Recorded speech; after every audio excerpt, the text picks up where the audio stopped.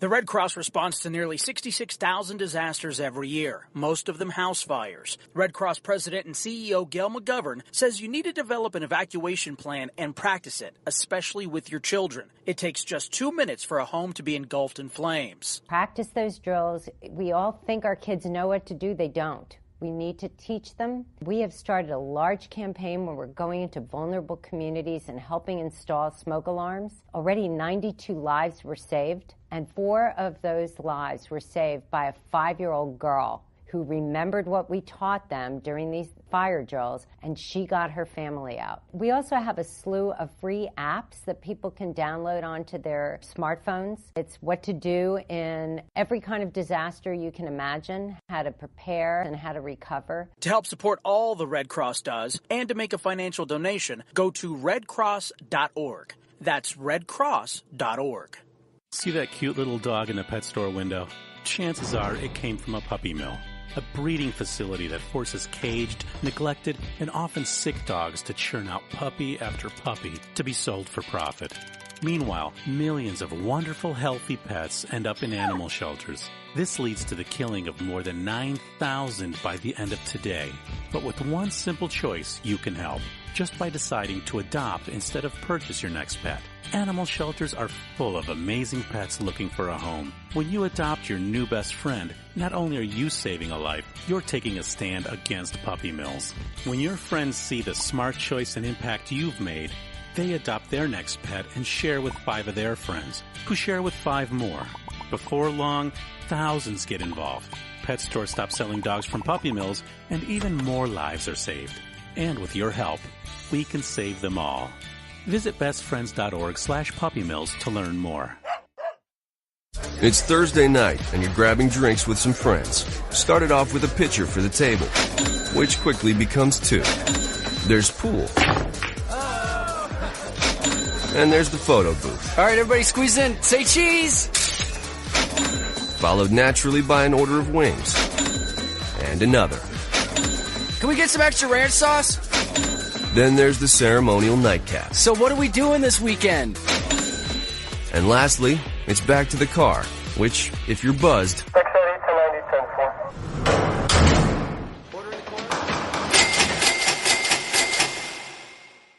could be the most expensive night of your life. Getting pulled over for buzzed driving could cost you around $10,000 in fines, legal fees, and increased insurance rates. Nothing kills a buzz like getting pulled over for buzzed driving, because buzzed driving is drunk driving. Brought to you by the National Highway Traffic Safety Administration and the Ad Council. Hi, I'm Jeremy Schaap. You may know me from ESPN's Outside the Lines and Sports Center. What you probably don't know is that I've suffered from Crohn's disease for almost 20 years. The Crohn's and Colitis Foundation of America's Take Steps, Be Heard walk program is the largest national walk program dedicated to raising funds and awareness to combat Crohn's disease and ulcerative colitis. To learn more about how you can help and to find a walk site near you, please visit www.cctakesteps.org. Think fast. In the short time it takes to listen to this message, a small flame can turn into a big fire. Several minutes more, and thick, poisonous smoke may have filled your lungs and reduced your ability to respond. Give it 5, and your entire home may be filled with flames.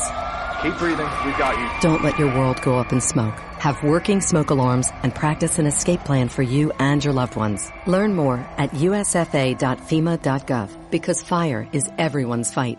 Have you mixed your pain meds, your sleep meds, your allergy meds? Call the Poison Helpline. Has your child eaten a tube of toothpaste, a chip of paint, a wild mushroom? Call the Poison Helpline. Have you been bitten by a spider, a snake, an insect? Call the Poison Helpline. Poisonings can happen at the home, on the job, or in the great outdoors. Call the Poison Helpline first for fast, free advice from medical professionals. Call 1-800-222-1222 anytime, anywhere. 1-800-222-1222. Save the number, save a life. Brought to you by the U.S. Department of Health and Human Services. Every day, the men and women of the United States Marine Corps demonstrate their commitment to defend the American way of life. Since 1775, we have served our nation as a force in readiness.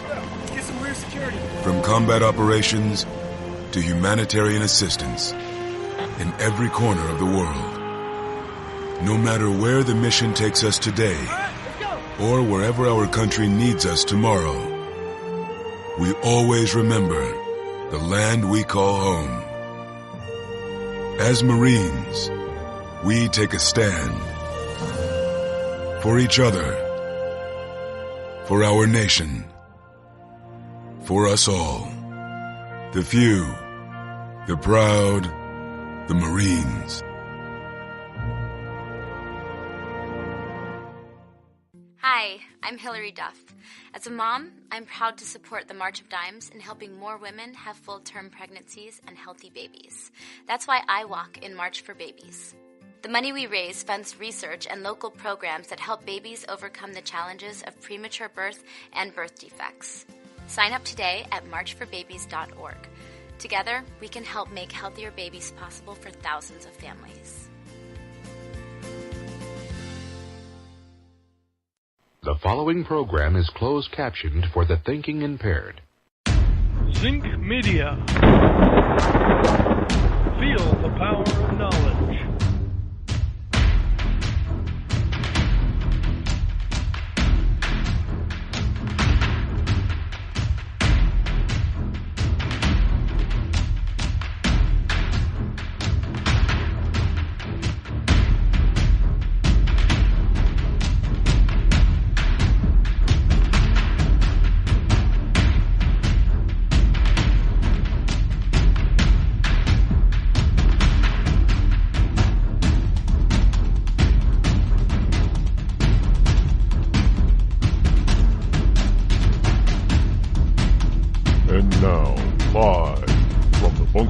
Studio located somewhere within the great granite state of New Hampshire. It's Rod Eccles. And good Monday morning to you, one and all. Monday, August number 21 in the year of our Lord 2017. Glad that you are here. Welcome, welcome. It is I, your lovable host, El Rod, coming to you live this sunny Monday, August number 21 in the year of our Lord 2017 morning. Call-in number this morning is 603-835-3226. Hope you had a wonderful weekend. Yeah, weekends are always too fast, and they go by fast. For most people, they go by fast. They went by fast for me as well. It went by fast, yeah. Even though I didn't... on Saturday, I went to a... music festival in the state of Vermont. Woodchuck Cider House, Cider Stock is what it was called. They had a bunch of, the biggest name band that they had playing was the band called The Roots. Now I went with a bunch of friends, and I gotta tell you, I was not into the music. They had a, it's kind of funny. Probably the one that got the most, except for the Roots, there were three or four other bands that played. So it was like four or five or six bands total played it throughout the day. But the band that probably got, other than the Roots, that got the most interest. Now I forget their name. But I'll never forget, but they were a reggae band. Well, a rock reggae fusion kind of band, I guess. But they were all white with dreads. Now, I'm sorry, but it's bad enough that black people have dreads. But white people with dreads, they just look unkempt, disgustingly dirty. You look filthy. That's my opinion on the whole dread movement. I think I would rather see a man with a man bun than white people with dreads. I'm not now. You can say, well, that's racist, Rod. You can say if it's racist or not. It just doesn't. It doesn't work. I mean, dreads are just awful anyway. I mean, I understand why some people have them, but they're just not pretty to look at. And I don't care who's got them. Just not. I mean, there are people that have the cornrows, but the unkempt dreadlocks just is not a good look. Now there are people that have what we might call a modern or clean dread or cornrow look. That looks fine. mean, that takes some work. But the way these people do dreads is just not.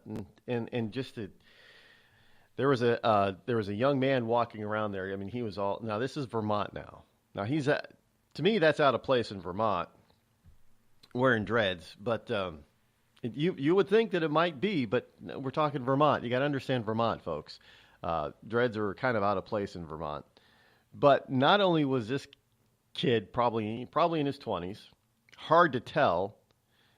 The reason why is he had this head full of dreads, and the dreads went down to his ass. So the girl that he was with, I'm guessing, could have been his girlfriend because she was dressed like him, makeup like him. So I'm guessing that they were a couple. Piercings like him. But her hair was much shorter, his shoulder length, and his dreads went down to his tushy. And when he turned around so I could see his face, it was a bit of a shock.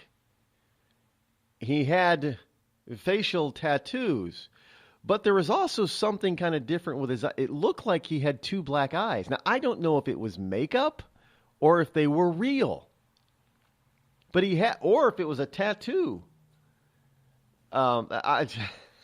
He had no other visible. Well, it was hard to tell because of all the tats and makeup and stuff. But he had no other visible, fight marks, if you will. Like if they were really black eyes, like he had been in a fight, there were no other visible signs of him of being in a fight. It was just I didn't know if the eyes were makeup, if they were tattooed, because he had tattoos in his head, on his face, all over his face, as well as everywhere else. I mean, he was just and piercings, and I'm just.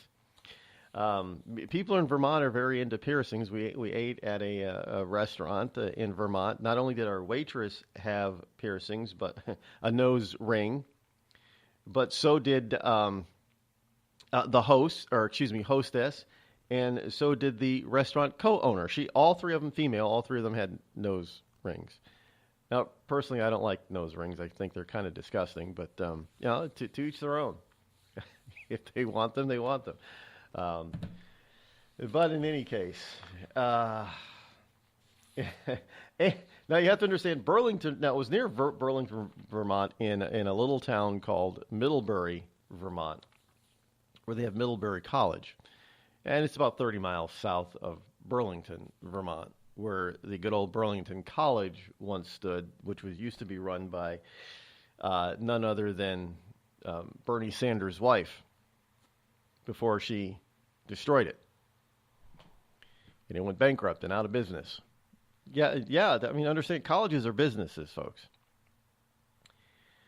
So we went up to Burlington for the afternoon after the festival. The next day, because we stayed in Middlebury, we camped. And there are no hotels there, really. So we camped. And that was fun. You have a camp out and cook over the open fire type of thing. So we went up to Burlington. We had lunch at this place. But just noticing Burlington itself was a little bit different. Church Street is still beautiful. I haven't been to Burlington in years. But one of the girls in the group of friends I was with decided to ask a local, somebody who appeared to be a local, where there might be, where was there a good place to eat lunch? Now, this local had the nerve to ask, before she gave us a recommendation, where we were from. Oh, where are you from? I go from the Concord, New Hampshire area. Oh, okay, well, because, sometimes it's just, some people, come from California and they want to eat it someplace different. And she gave us a recommendation. And the recommendation was to go to this one place called the Farm Table or Farm whatever. We looked it up, didn't have great reviews, and it was very expensive. And a couple of people in our group, they said, "I can't believe that woman just judged us before she gave us." And she did. She gave us a once up and down, looked us all up and down, like, what are you doing in my town? But that's a liberal thing, is it not? The people who claim that they don't judge, they're the first to judge. It was absolutely hilarious to to be standing there, it was 4 or 5 of us standing there, and to be given the once over by a Burlingtonite.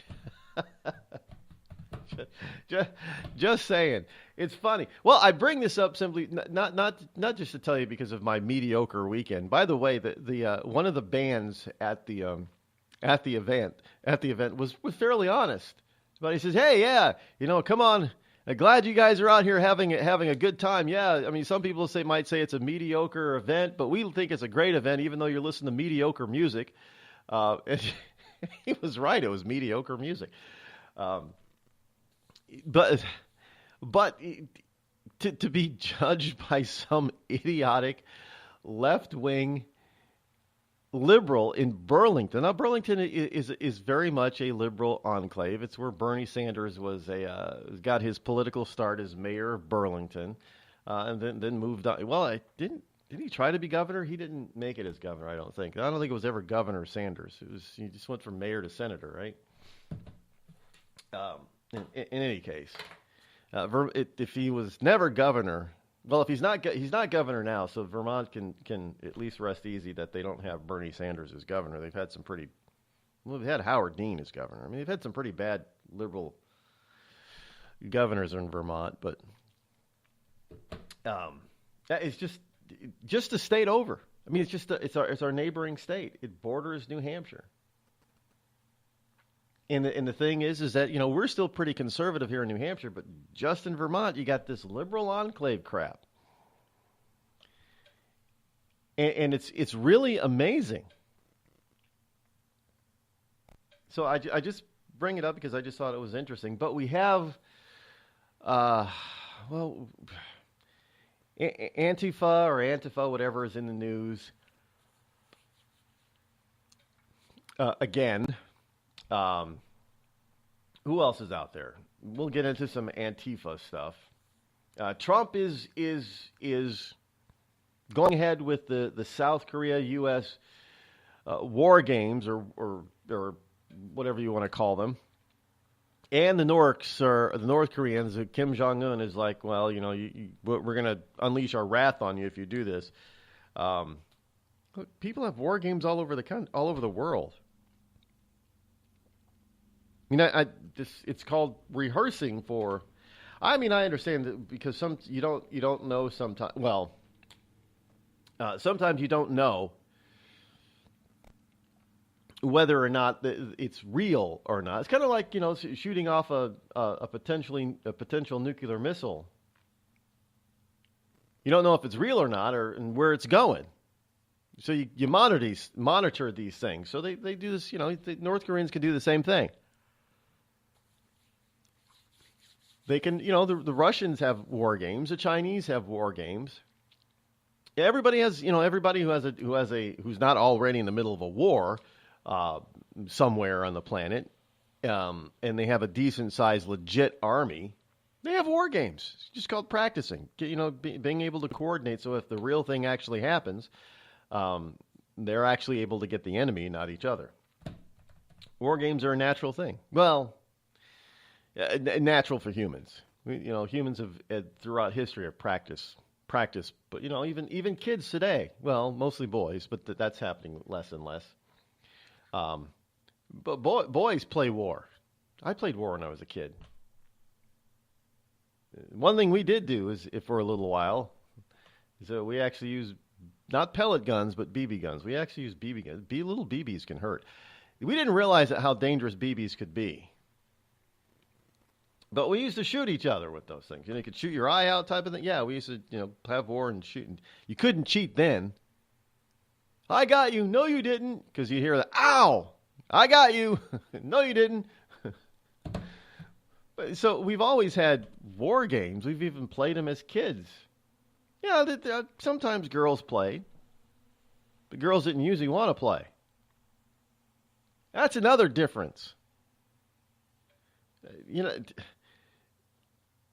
Between males and females, males are a bit more aggressive. Generally speaking, tend to be more aggressive, and the aggressiveness gets taught out of males, if you will. That's how we get the pajama boys that are they get very feminized. And it's to the point now where I cannot pay attention to or watch these feminized millennial pajama boys on TV anymore. I mean, I just can't. I can't. But anyway, so we have that piece of information about the North Koreans not liking our war games. We have so much more to cover this morning. You would not believe what is going on in the world, but we will get to it all. Plus, holidays. Today's national holidays. You're not going to believe this one particular international holiday, but we'll get to all that and a whole lot more. We're just getting started. Don't go anywhere. You're listening to me, your lovable host, Rod, here on the Rod Eccles Show. We've all heard of male enhancement, but now there's an expert on true male enhancement in the areas that really count. In Herb Ellis's book, Husband 2.0, Real Male Enhancement, you'll find answers to questions like, why doesn't she want to have sex? A quick start, quick results workout guide. Plus, what you can do as a side hustle to make money now. With all the great tips in this book, every man can benefit. Get the book, Husband 2.0, Real Male Enhancement, on Amazon.com. Tired of paying outrageous prices for Viagra? Well, we have great news for you. Now you can finally get Viagra at huge discounts. Healthy Man allows you to save up to $500 on Viagra. Why pay U.S. pharmacy prices of $15 per pill or more when you can get Viagra for less than $3 a pill? Call today and get 40 Viagra pills for only $99. This can cost as much as $600 at your local pharmacy. You can't afford not to call us. If you want Viagra at the lowest prices, never pay $15 a pill pharmacy prices again. Get Viagra for less than $3 a pill. Call 800-595-2614 today and save up to $500 and get 40 pills for just $99. Healthy Man is fast, easy, and affordable. Operators are waiting at 595-2614 to take your call now. Call 800-595-2614. That's 800-595-2614. Again, 800-595-2614. It started with a knock, but it wouldn't end there. What happens in the story next, many wouldn't understand, and most wouldn't believe. 5 + 2 = Perfection by Samuel Rosette Jr. is a must-read. The scriptures within are reminders of the ancient past, and yet intriguingly infuses with texts which stand on the edge of the stage of relevancy.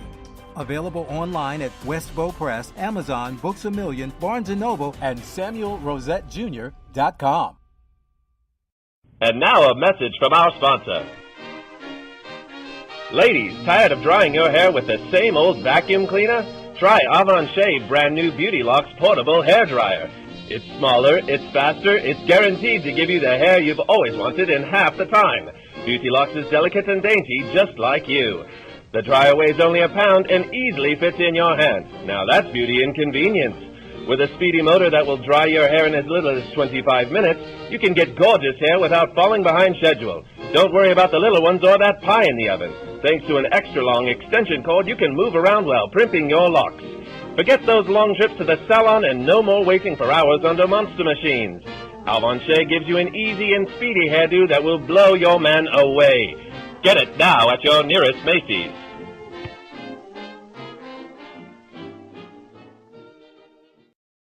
You're listening to The Rod Eccles Show. Let truth be told.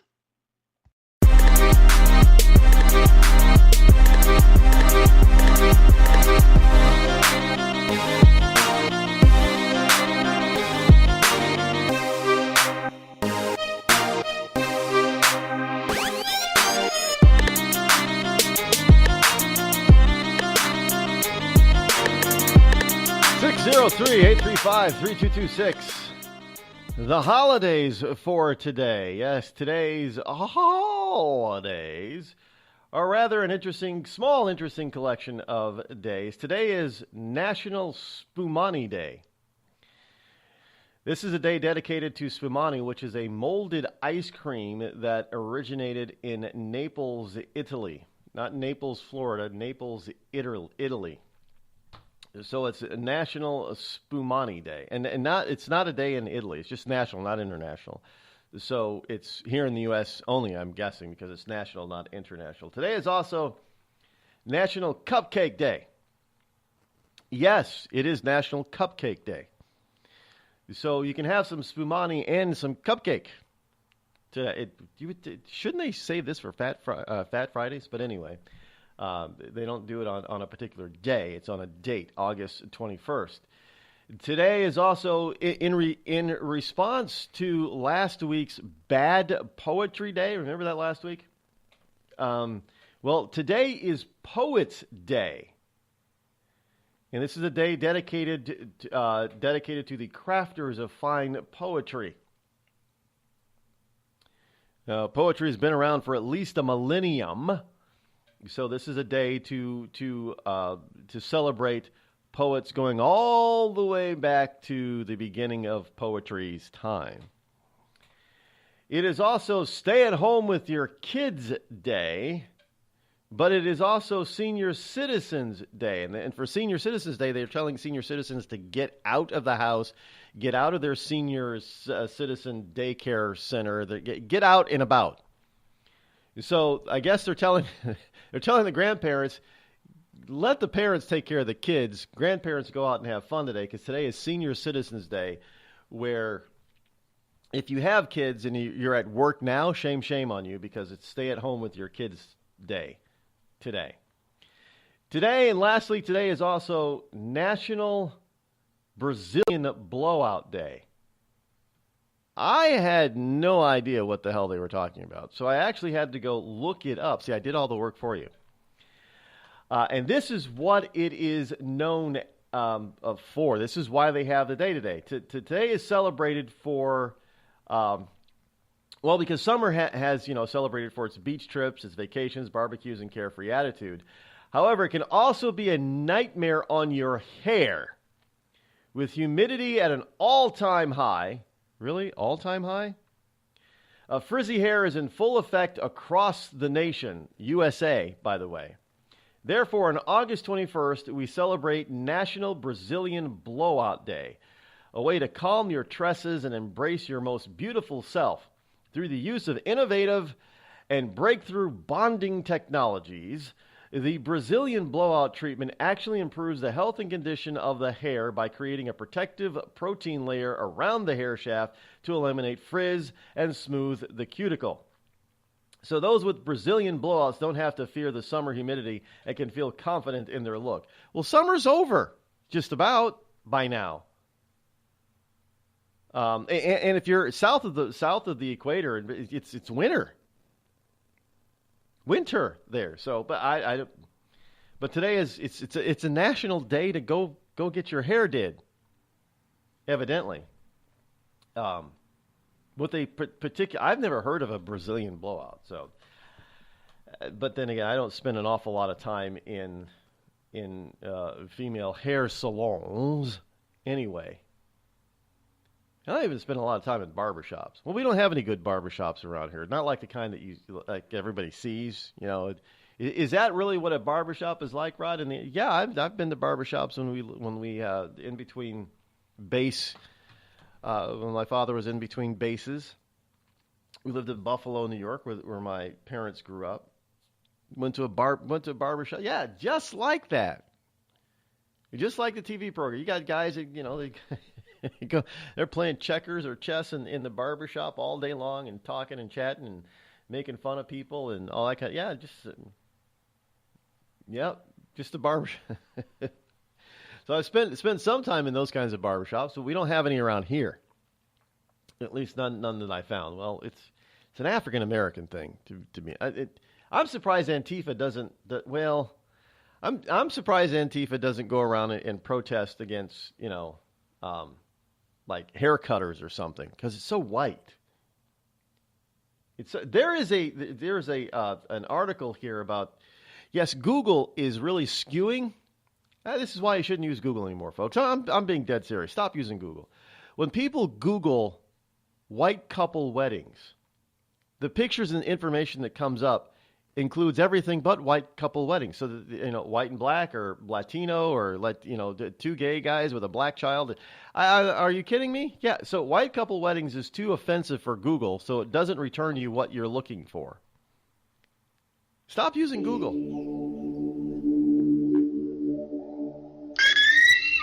The Red Cross responds to nearly 66,000 disasters every year, most of them house fires. Red Cross President and CEO Gail McGovern says you need to develop an evacuation plan and practice it, especially with your children. It takes just 2 minutes for a home to be engulfed in flames. Practice those drills. We all think our kids know what to do. They don't. We need to teach them. We have started a large campaign where we're going into vulnerable communities and helping install smoke alarms. Already 92 lives were saved, and 4 of those lives were saved by a 5-year-old girl who remembered what we taught them during these fire drills, and she got her family out. We also have a slew of free apps that people can download onto their smartphones. It's what to do in every kind of disaster you can imagine, how to prepare and how to recover. To help support all the Red Cross does and to make a financial donation, go to redcross.org. That's redcross.org.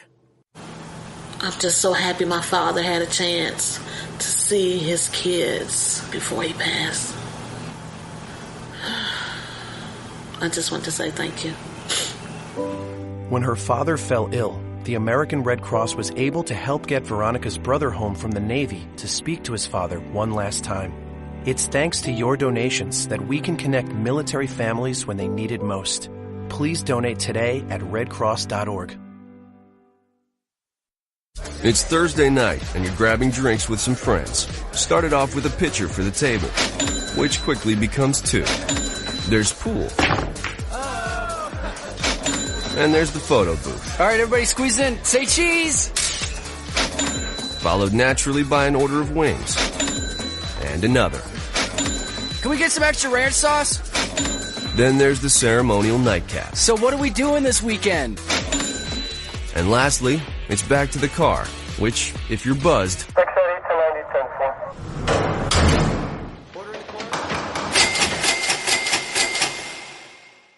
could be the most expensive night of your life. Getting pulled over for buzz driving could cost you around $10,000 in fines, legal fees, and increased insurance rates. Nothing kills a buzz like getting pulled over for buzz driving, because buzz driving is drunk driving. Brought to you by the National Highway Traffic Safety Administration and the Ad Council. Every day, the men and women of the United States Marine Corps demonstrate their commitment to defend the American way of life. Since 1775, we have served our nation as a force in readiness. From combat operations to humanitarian assistance in every corner of the world. No matter where the mission takes us today, or wherever our country needs us tomorrow, we always remember the land we call home. As Marines, we take a stand for each other, for our nation, for us all. The few, the proud, the Marines.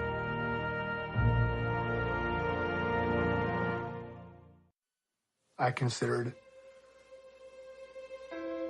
suicide so I wouldn't put my family through all the pain. Many of our warriors are returning home from the battlefield, only to face a new war as they struggle with devastating injuries. At Wounded Warrior Project, we understand. We're there to help. Even though you think you're broken, you're not. It's the physical and the emotional healing that Wounded Warrior Project provides. With a gift of just $19 a month, you can join Wounded Warrior Project. You'll help provide critically needed programs and services that rebuild lives. Beautiful. There you go, buddy. The ongoing needs of our wounded and their families will continue for many years to come. Now is the time to show your support. Call now or go online with your gift of just $19 a month, and we'll send you this Wounded Warrior Project blanket. It made me feel that there's people out there that care about us. After this event, we can finally maybe start to heal as a family and move forward. We need your help. The families are hurting. For many of our wounded heroes, the greatest casualty is being forgotten. That's why your gift of just $19 a month is so important. Please, call or go online right now.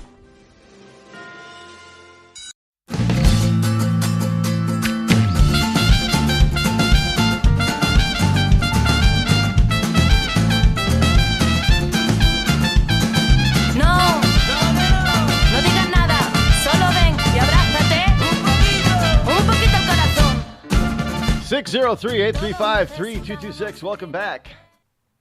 Hey, did you know that, well, I don't know how you couldn't have known, but we have the eclipse happening today, and it's amazing that you really do have to do a public service and give people these warnings. Do not look directly into the eclipse without proper eye protection. Now, there are people that are going to go out to the drugstore and buy some cheapo sunglasses and think that that's going to protect their eyes, and then they're sadly going to find out after they go blind that those cheap dime store, the drugstore sunglasses aren't going to do the trick. There may be some at the drugstore that will do the trick, but I'm not going to trust my eyes to it. So don't look directly. There are people actually that have gone out and bought welders' helmets. Well, those will actually do you some good. Those will work very well. They're not stylish, to say the least, but they will actually work. Now, I'm not a doctor or an ophthalmologist or an optometrist or anything like that, so get the proper information from somebody who studies and knows how eyes work. Don't even listen to what the government suggests. Just go to a person who's into eyes, and tell them, what kind of glasses do they. Now, some of them might recommend that you buy some that they have to offer, but just skip the. Well, if you're going to go buy some dime store sunglasses, before you utilize them, take them to an optometrist or something like that, and see if they'll actually work for you. But I don't want to. I mean, as often as we have had, full and partial eclipses over the past 50 years or so, and people still continue to do the same damn thing. And it's not just kids. I mean, obviously kids don't know. I mean, if they're like 10 or 12 years old, they're not going to know. So you got to tell them. The problem doesn't happen when kids do it. Well, adults should be teaching and telling the kids not to do it, but the problem happens when you have adults that do it. And you can't tell me that they don't know. They have been. This sort of information has been. It's kind of like getting hooked on drugs. The information about not doing a certain thing has been screened into our social and individual consciousness for decades now, and yet people still do it. Is that? I know now we're labeling it. I don't know. Drug addiction and gambling addiction is and alcoholism is labeled as a disease. So people who look into an eclipse, is that going to be labeled a disease? It's a disease, Rod. People just can't help themselves. The disease. Look, I've got people who are in. By the way, this is a side note. I have friends who are in if you want to call it mental health profession, who don't buy that whole notion that certain addictions are a disease. They're not buying it. They're saying, no, it's not. It's a way it's an excuse to give people a reason to be able to get away with doing something without holding them fully accountable for their own actions. That even people within the field do not buy that whole crap. That gambling is an addiction, is a disease. Gambling addiction is a disease. Drinking, alcoholism is a disease. It's not. Drug addiction is a disease. It's not. The people who are actually in the treatment of those types of things don't buy that BS, folks. But yet they keep telling us everything is a disease now. Being obese is a disease, and it's also a disability. So I'm just saying, people who look into, despite all the warnings, people who look directly into the any type of eclipse, partial or full eclipse, without proper eye protection, it must be because it's some sort of disease. Yeah, there was something this morning that I saw, and I'm thinking, you know what? This is a good question. It's a damn good question. And it has to do with Antifa and the super Nazis and all that kind of stuff. Well, I don't know. Super Nazi is not a good thing, by the way. It's not like superhero. But in the KKK and all these protests and counter protests for racism, against racism, blah blah blah blah blah blah. Somebody this morning I saw made a very valid point, and I'm surprised that I didn't come up with this myself. I'm surprised that I didn't come up with this. I'm sure I probably did and just forgot about it. Just to say, just saying. But in recent thought and conversation, I didn't come up with it, so I can't take credit for it. And I was kind of thinking, I'm like, yeah, that's a head scratcher. You're like, yeah. Well, why aren't these people doing this? Now they're all protesting and taking down all these so-called Confederate monuments, and now they want to go after George Washington monuments and Thomas Jefferson monuments and other founding father monuments. And hey. Last night now, we seven of the founders, seven of the first presidents, I guess, they had slaves. Yeah. They all had slaves, and the White House itself was built partially with the labor of slaves. Yeah, and free blacks. There were free black Americans who were paid to work on this construction of the White House. Oh, they didn't get paid a lot. Well, none of them got paid a lot unless you were a certified Mason of the day, because that was, if you didn't have the certified skill, no, you weren't getting paid a lot. So even the little known fact is even the free white folk who worked in the White House didn't get paid. It took 17 years to fully complete construction of the White House. So all that time, you had free white people, you had free black people, and you had enslaved black people all at the same time working on the White House. But they focused on, White House built by slaves. No, it wasn't only slaves. And they did they did most of the grunt work. They didn't do, because they didn't have the skills to do the skilled work. They did a lot. Well, it's just like today. You have construction sites. You go to a construction site, you have what they call construction laborers. And those are the guys that are getting paid $10, $12 an hour. They do all the grunt work, man. Look, I did that for a little while but it quickly came to pass that I was not a laborer. I was actually a carpenter, because I knew what I was doing.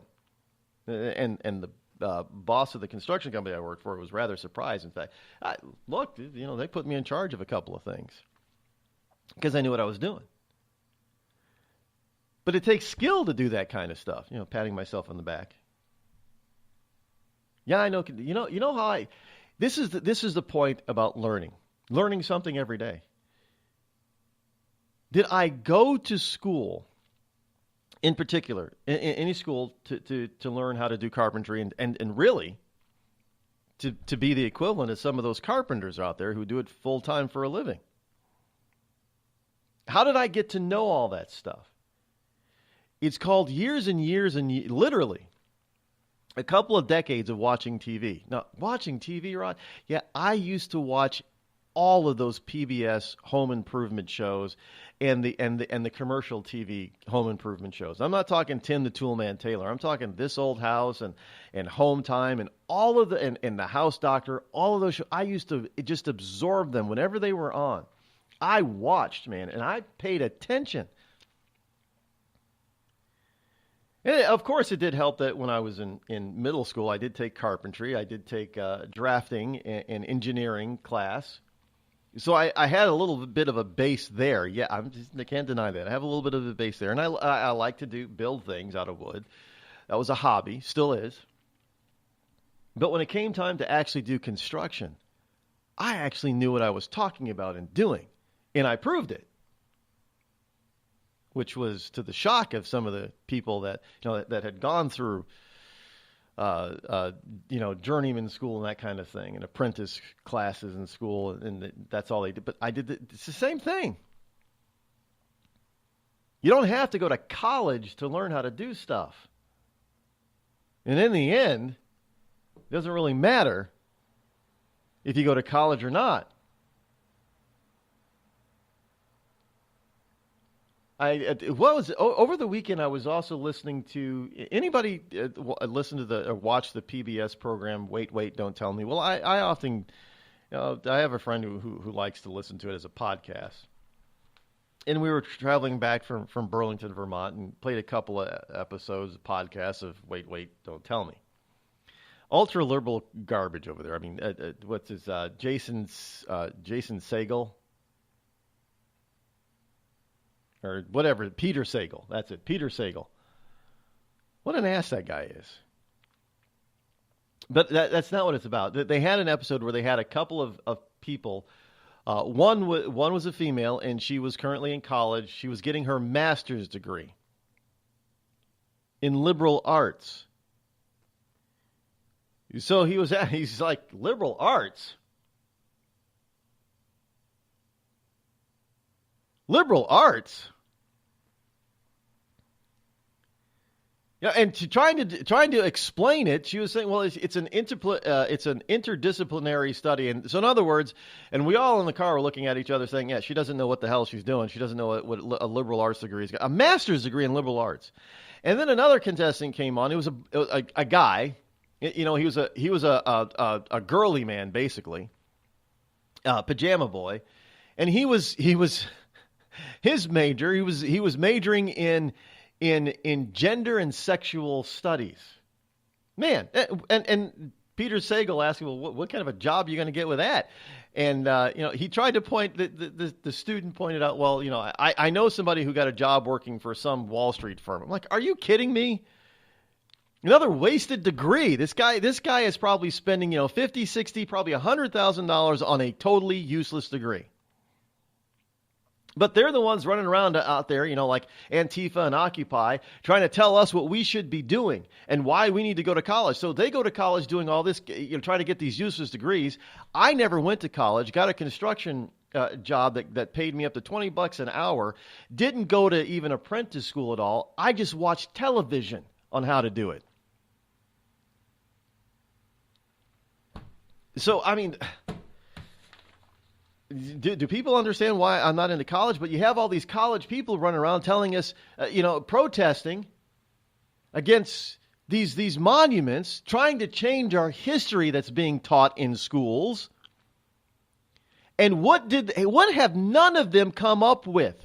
What have none of them protested for? How about you protest for something instead of against something? Well, a friend of mine brought this up, and he said, Rod, why are there no protests to put up freed slave memorials? Why is everything taking everything down? Why is everything about destroying everything? How about we construct, memorials to the slaves and freedom? We don't have many of those things, do we? I didn't come up with that. I wish I did. Wish I could take credit for it. But they're absolutely correct. There are no memorials. There's nobody out there protesting for these wonderful, Antifa people. They're not trying to bring something positive out. Hey, you got the General Lee statue over there. We don't like it. Okay, well, how about we replace General Lee statue with a freed slave monument? No, they just want to tear it down. They want to whitewash our history. They just want to be against something. There's nothing that these people are for. Do you realize that if you're on the right, if you start embracing what these extreme leftists like, you're eventually going to turn them against it because they're going to think that there's something wrong with it.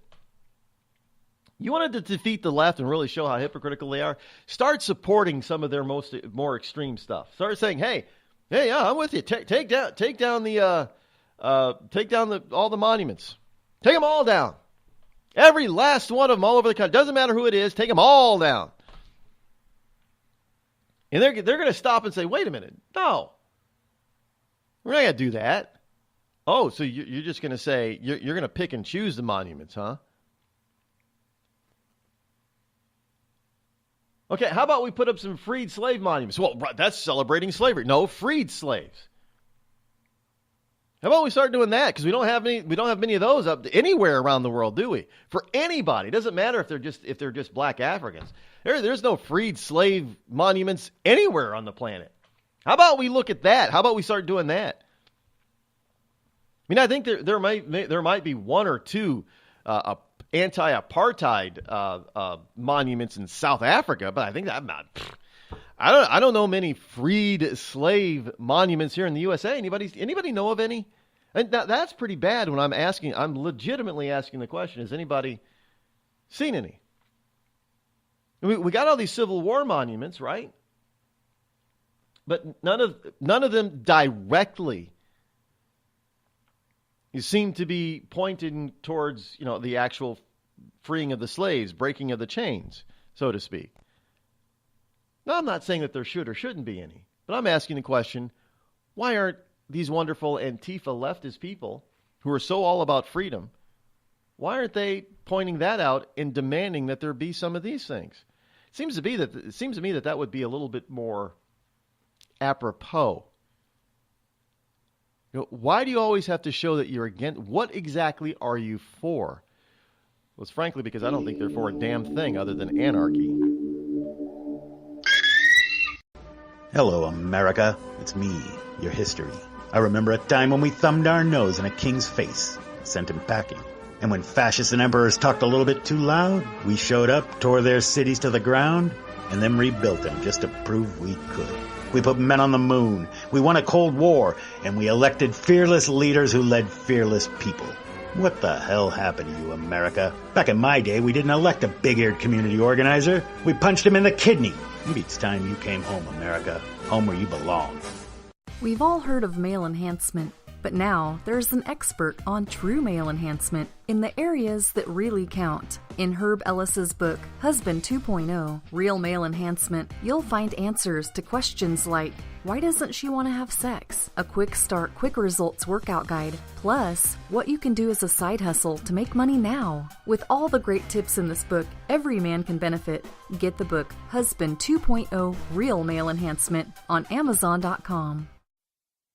Tired of paying outrageous prices for Viagra? Well, we have great news for you. Now you can finally get Viagra at huge discounts. Healthy Man allows you to save up to $500 on Viagra. Why pay U.S. pharmacy prices of $15 per pill or more when you can get Viagra for less than $3 a pill? Call today and get 40 Viagra pills for only $99. This can cost as much as $600 at your local pharmacy. You can't afford not to call us. If you want Viagra at the lowest prices, never pay $15 a pill pharmacy prices again. Get Viagra for less than $3 a pill. Call 800-595-2614 today and save up to $500 and get 40 pills for just $99. Healthy Man is fast, easy, and affordable. Operators are waiting at 595-2614 to take your call now. Call 800-595-2614. That's 800-595-2614. Again, 800-595-2614.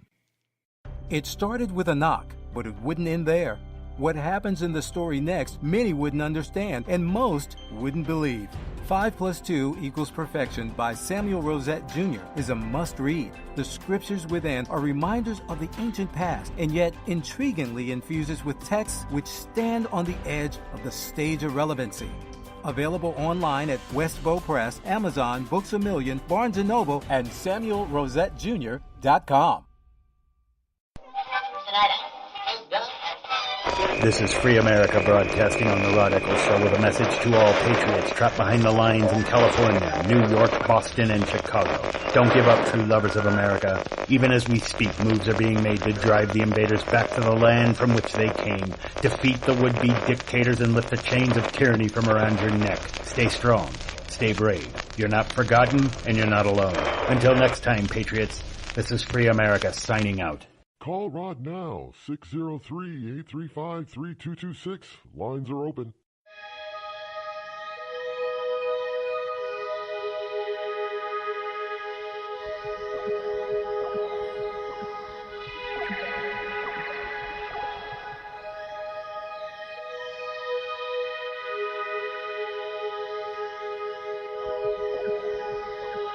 I know that there are some slave memorials or monuments around the globe, and even here in the USA. But I don't see anybody clamoring to build any new ones. I don't see anybody on the left. Where's all that money from the leftists, like Soros and Zuckerberg and et al. All of those wonderful buildings. None of them are putting money towards building new monuments, are they? No. They're just funding all these wonderful people like Antifa to try to tear stuff down. Let's take a quick call here. 731. You're live on the Rod Eccles Show. What's on your mind? Hey. Good morning. Hey, well, just what I was going to talk about. I said, how do all these snowflakes have the money and resources to travel to all these cities? Well, you know where it's coming from. George Soros and the media, I think, is complacent in that. I really do. This guy, Jason Kessler, you need to research him if you're not familiar with who he is. But I was reading where he had actually moderated a chat room on a site called Discord, Discord. It's a Discord server that he had set up for this event. And obviously he had worked on this for a month or so, and he watched on this chat room while his white supremacist recruits were openly discussing using vehicles as weapons, such as it showed them using dump trucks and John Deere tractors. And so he'd organized this. And this guy, as I researched him, I even went to his Twitter account. He wrote on Twitter, he said, quote, Heather Heyer, it's H-E-Y-E-R, that was the girl that lost her life, was a fat, disgusting communist, a communist who killed 94 million people. It looks like payback time. And he wrote that, he did that on Twitter on 8/18/17 at 11:25 p.m. And I found out that this guy actually worked for CNN and the Democrats. And I call for them to denounce this guy right now, and including CNN and every Democrat should go in and denounce him and quit doing their dirty work. Quit having these young people do their dirty work. This is what the Democrat Party is. This is what they really are. What we're seeing now is they're trying to, again, they keep trying to foist the neo-Nazis onto the right and call them alt-right. But the reality is that they're two leftist groups tearing each other's throats out. They really are. That's exactly right. And they're both very much alike, like one another. Their whole thought process is not very dissimilar. When it comes right down to it, they're not very dissimilar. Well, it's so sad because what you said is, what are they protesting? They're not protesting anything. They have no mission. All they do is use curse words. And I guarantee you, if they had to come up with one real reason other than they're being paid, they wouldn't be there. Well, it's just why some of these places, some of these protests, that there aren't a lot of Antifa-type people there because they didn't get paid to go there. So they're not showing. I mean, you've even had some people, we're all the protesters. How come they're not coming to my aid and here with me? Because they didn't get paid, you stupid jackass. They're not being. They're paid rabble rousers. I gotta run for the hard break top of the hour, darling. It's always good to hear you. Okay. People need to remember Ukraine and look it up and see what goes on there, and then they'll see what's happening here. Yeah, that's coming up this Wednesday, by the way. So stay tuned. It is. Yes. Yeah. Okay. Good Bye-bye. day. Bye-bye.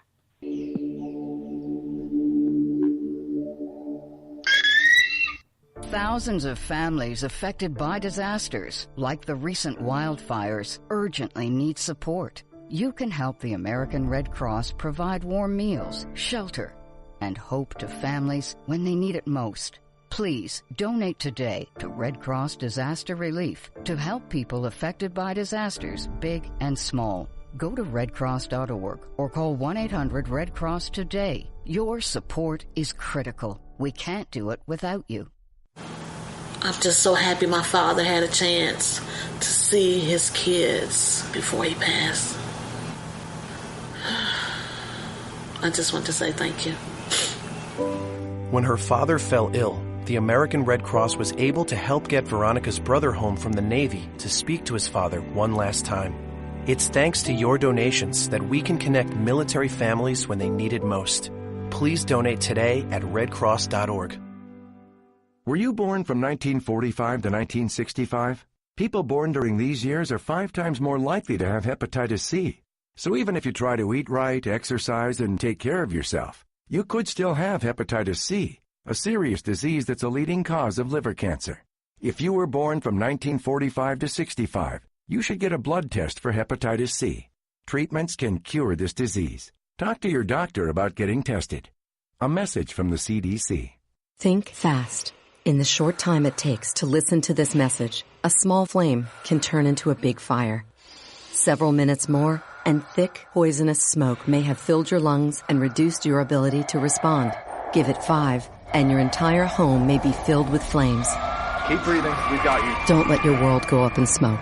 Have working smoke alarms and always stay in the kitchen when cooking at high temperatures. Learn more at usfa.fema.gov because fire is everyone's fight.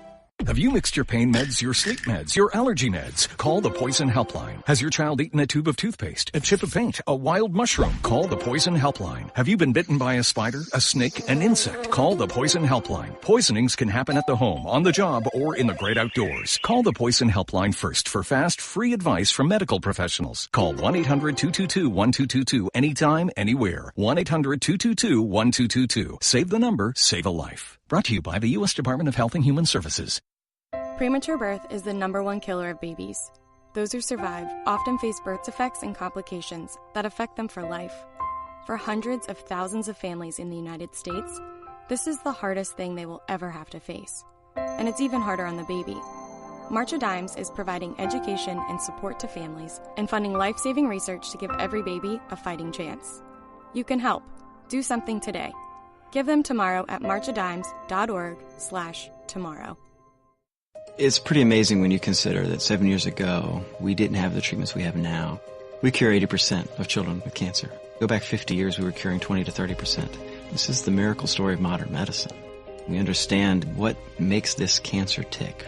And of course, without donors from around the world, this just couldn't happen. There's one thing we're focused on, and that's beating this thing.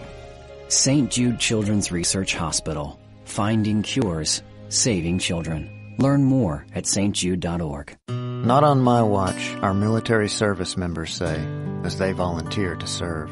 As they move out, stand firm, and take fire. So not on our watch, we say, to the severely ill or injured veterans who can't get the care they deserve to live full and independent lives, even when there's no government funding, or a nursing home seems like the only option. We won't leave one warrior behind. Not on our watch. Join us at findwwp.org. Every day, the men and women of the United States Marine Corps demonstrate their commitment to defend the American way of life. Since 1775, we have served our nation as a force in readiness. Get some rear security. From combat operations to humanitarian assistance in every corner of the world. No matter where the mission takes us today, or wherever our country needs us tomorrow, we always remember the land we call home. As Marines, we take a stand for each other, for our nation, for us all, the few, the proud, the Marines.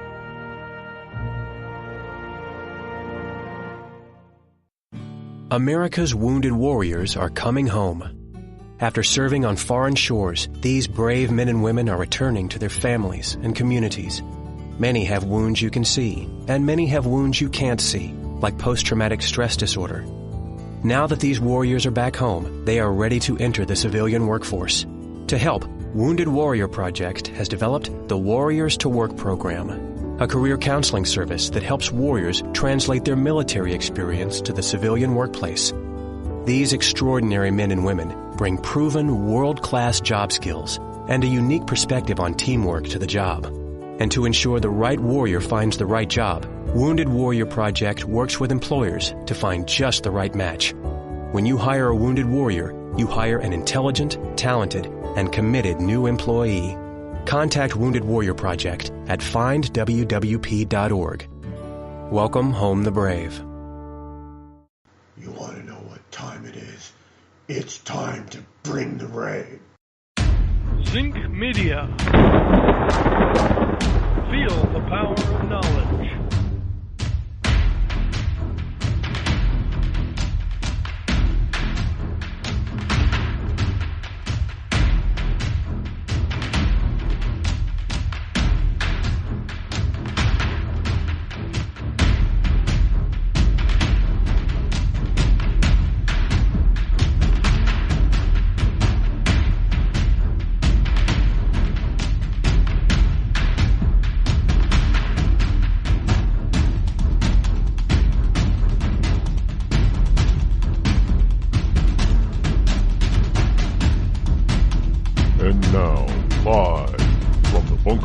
Studio located somewhere within the great granite state of New Hampshire.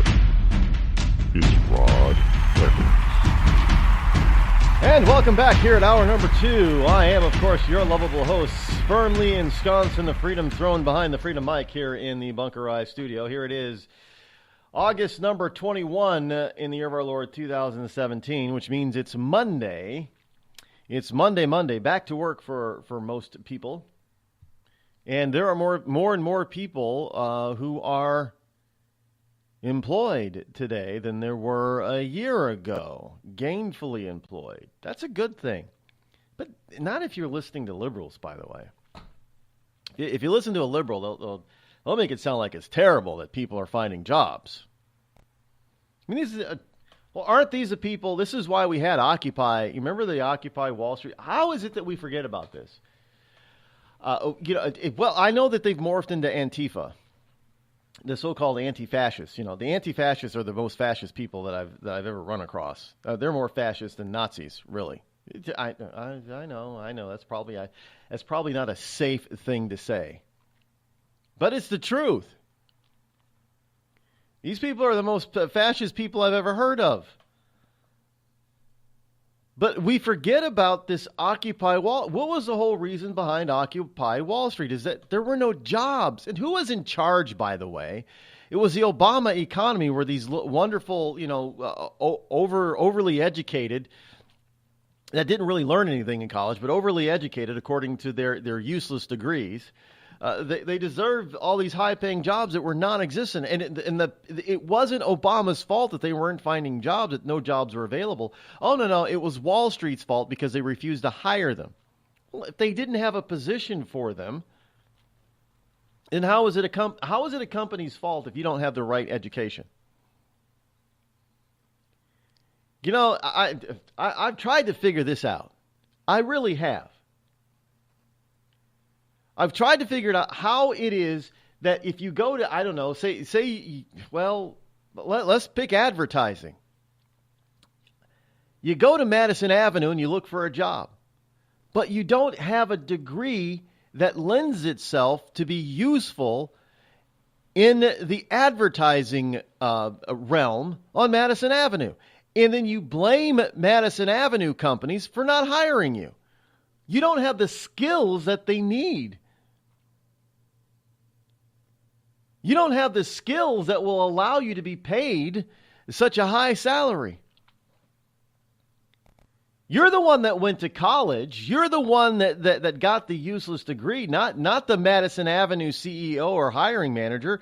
You are. But somehow it's the Madison Avenue advertising firm that's at fault. So if they're at fault because they refuse to hire you and give you a fair salary, which you think is fair, which is 6 figures or nearly 6 figures, even though you don't have the proper education, and you have absolutely no knowledge of the industry, and you have no experience, you're supposed to get this high salary. Why? Because I have a degree. I have a degree in something, so who cares if it's really the right one? I still have a degree. I got to pay off these student loans, man. So you got to hire me. Well, no, I don't, because I'm in business to do business, and the business of business is to make a profit. And if you're not going to help me make a profit, then you're useless to me. If you're useless to me, I can't employ you. I can't pay you. I don't want to pay somebody who's useless. That's with every single company. I don't care who runs it. They could be the most staunch liberal, libertarian conservative that there is on the planet, or the most liberal CEO on the planet. Try getting a job at Facebook and not know what the hell you're doing. Zuckerberg and his staff aren't going to hire you. If they do somehow hire you and you prove that you can't do what you need to do for Facebook, the company of Facebook, they're going to fire you. It's no different. I didn't see anybody protesting Silicon Valley. Did you? I don't know. I didn't see any protest out there in Silicon Valley. But they were protesting in plenty of other cities, talking about how unfair it is, and and destroying property in places, like New York and Seattle and other. But nobody was protesting where the jobs are really starting to happen. And they weren't getting the jobs out there that they thought they should get. And because they just didn't have the skills, and they definitely didn't have the education.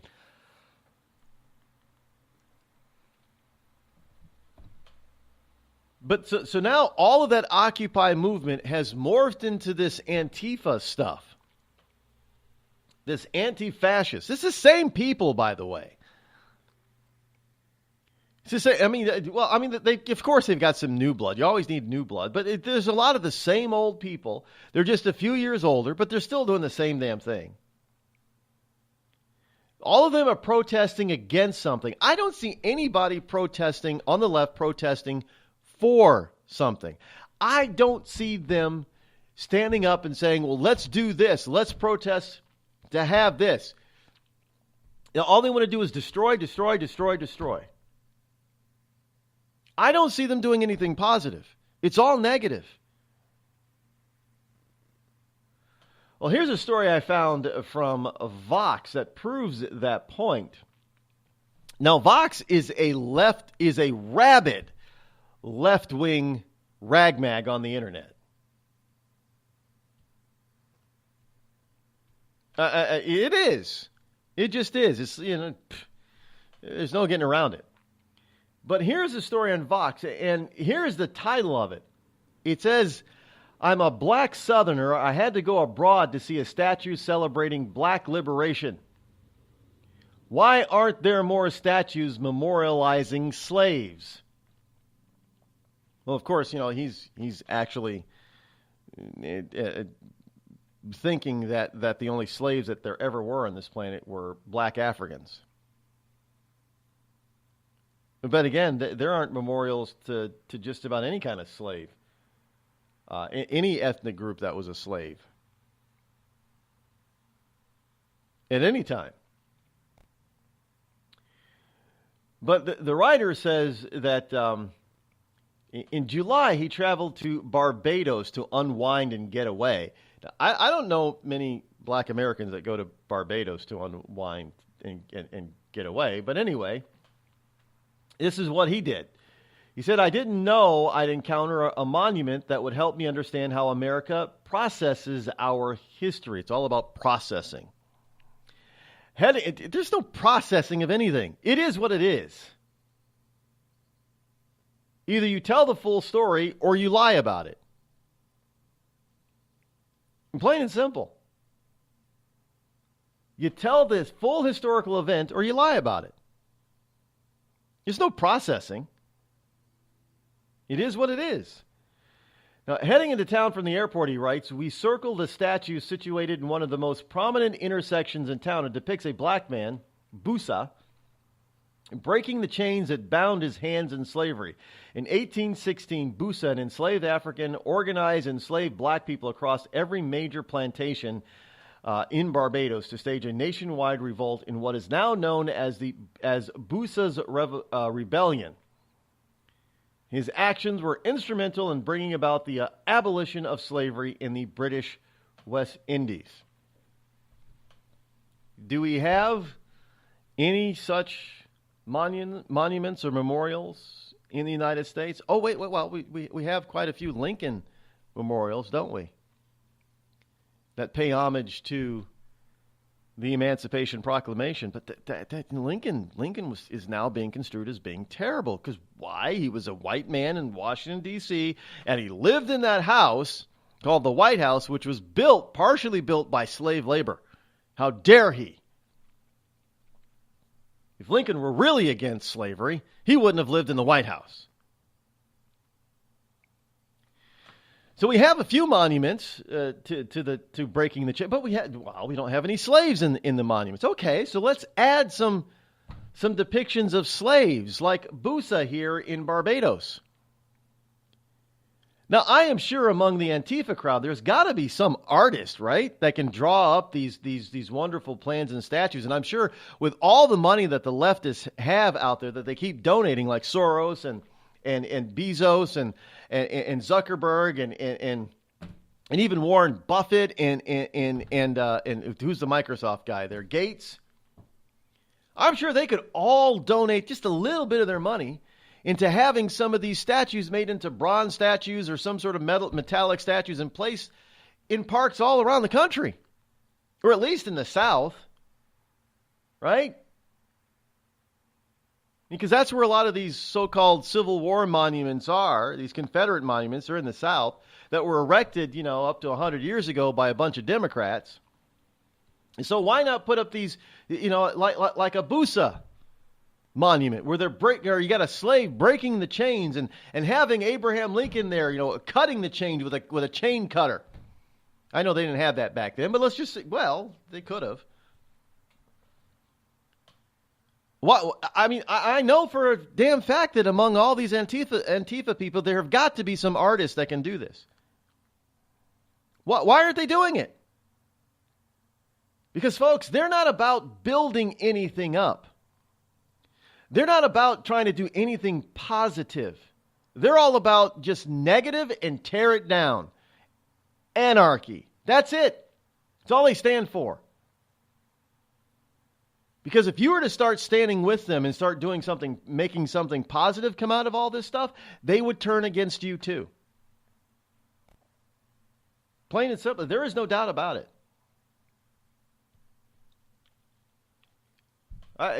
That goes for Black Lives Matter. You trying to do something positive, and they'll accuse you of selling out and being a wannabe white person, all that kind of crap.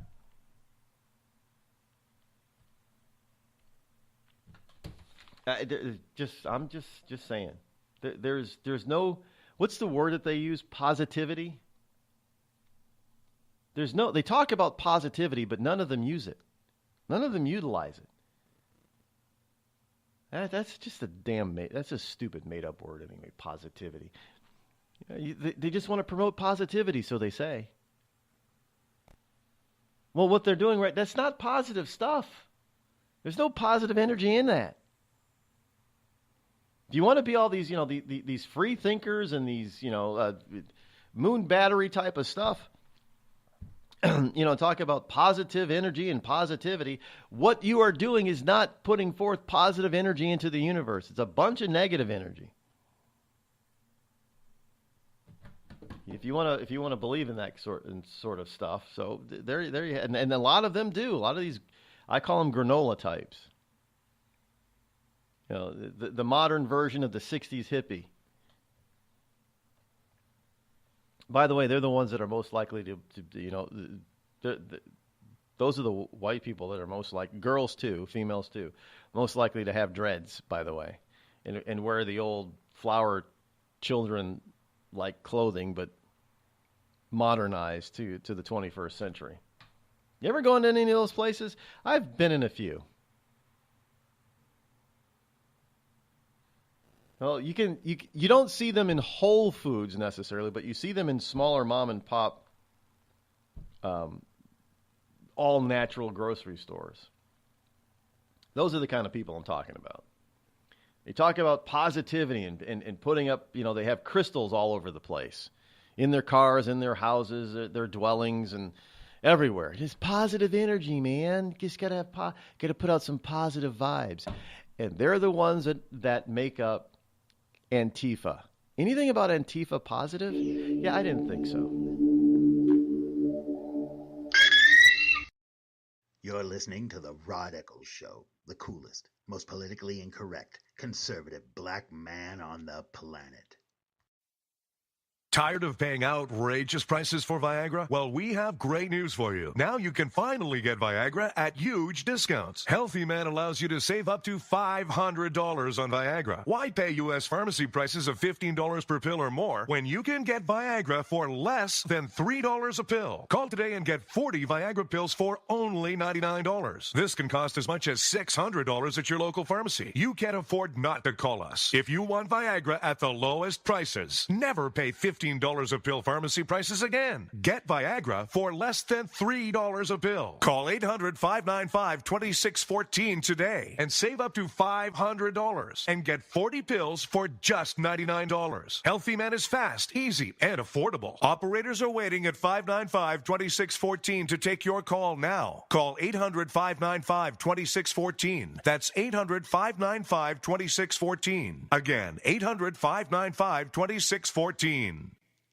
We've all heard of male enhancement, but now there's an expert on true male enhancement in the areas that really count. In Herb Ellis's book, Husband 2.0, Real Male Enhancement, you'll find answers to questions like, why doesn't she want to have sex? A quick start, quick results workout guide, plus what you can do as a side hustle to make money now. With all the great tips in this book, every man can benefit. Get the book, Husband 2.0, Real Male Enhancement, on Amazon.com. It started with a knock, but it wouldn't end there. What happens in the story next, many wouldn't understand, and most wouldn't believe. 5 + 2 = Perfection by Samuel Rosette Jr. is a must-read. The scriptures within are reminders of the ancient past, and yet intriguingly infuses with texts which stand on the edge of the stage of relevancy. Available online at Westbow Press, Amazon, Books A Million, Barnes & Noble, and SamuelRosetteJr.com. You know, a couple of weeks ago, a long-haired young person came into our bank and said to me, I bet you won't lend me money to buy an electric guitar. Well, he was making $100 a week, and he was over 18, and I said, I bet you I will lend you money to buy an electric guitar. And I did. So what happens? The punk gets busted for possession of dangerous drugs, and we're out $350. There's one thing about kids nowadays. You don't have to give them credit. Universal Bank. We trust you. About as far as we can throw you.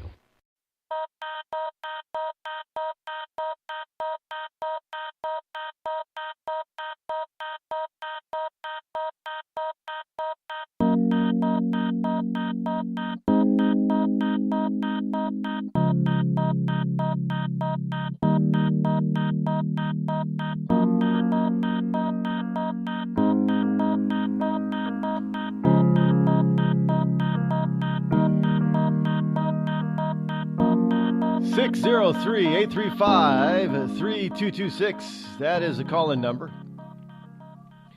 You know, I saw a few little things about that is happening with the brand new website. It's looking sharp, folks, and it's paying homage to Outdoor Man, Last Man Standing, a little bit. It's a similar. It's not the exact same thing. It's not going to be a 100% mimic of that.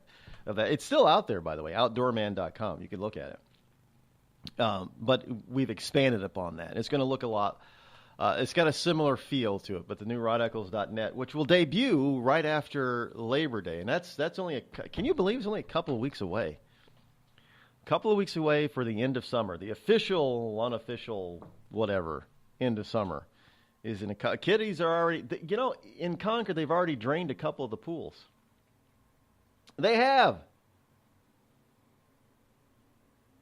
They've already trained. God forbid, it's supposed to be like almost 90 today, but the kids aren't going to have anywhere to go to swim because they drain the pool. I don't understand the capital city of New Hampshire and how they run their recreation departments. I don't get it at all. But anyway, so yeah, that'll be coming on live right after Labor Day in September. So it's looking pretty good. I'm excited for it. Bringing some new elements to the site. Yeah, there's going to be some video. You're going to want to see that too. Just saying. Just a little bit of hype going on there. Yes, but it's good hype. Here's a story from PJ Media.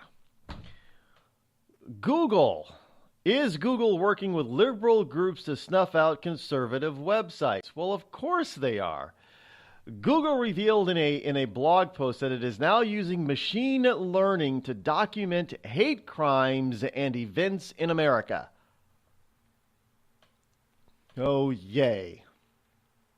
They've partnered with liberal groups like ProPublica, BuzzFeed News, and the Southern Poverty Law Center. Now, BuzzFeed News takes exception to that, but BuzzFeed is really a liberal organization. And the Southern Poverty Law Center, you want to talk about a semi-terrorist organization. That's the Southern Poverty Law Center, in my opinion. These people are just, the only thing they don't do is they don't do what ISIS terrorists do and kill people. At least not yet. So, and they're working with these groups to make information about hate events easily accessible to journalists. And now there are troubling signs that this tool could be used to ferret out writers and websites that run afoul of the progressive orthodoxy. Yes, in the announcement, Simon Rogers, data editor of Google News Labs, wrote, "Now with ProPublica, we are launching a new machine learning tool to help journalists covering hate news leverage this data in their reporting.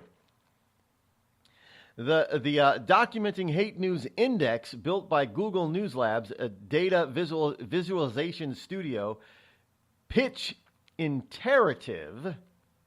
It's Interactive, I-N-T-E-R-A, or is it Interactive?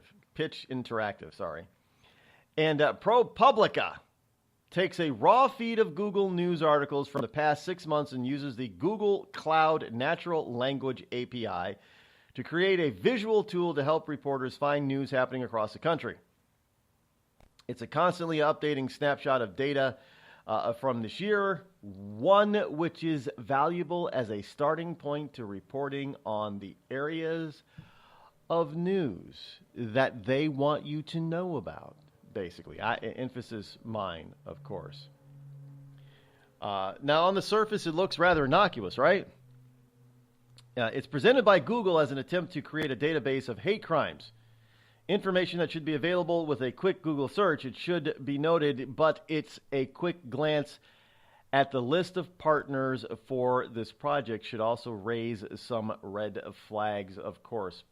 ProPublica, Univision, New York Times, BuzzFeed, Southern Poverty Law Center, University of Miami School of Communications, just some of the extreme leftist groups that will be used in trying to ferret out hate speech. In other words, yeah, now they're on this kick of hate speech.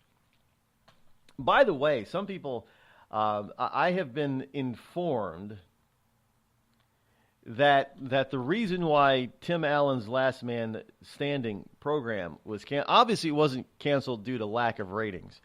It was canceled due to the fact that ABC didn't want to be targeted as being a promoter of hate speech. So somehow Tim Allen's character, Mike Baxter, in Last Man Standing, was hate speech. Yeah, you can't have any hate speech around. Now, I mean, are they going to whitewash TV now? Is everything going to be of a liberal bent? Well, most of it is.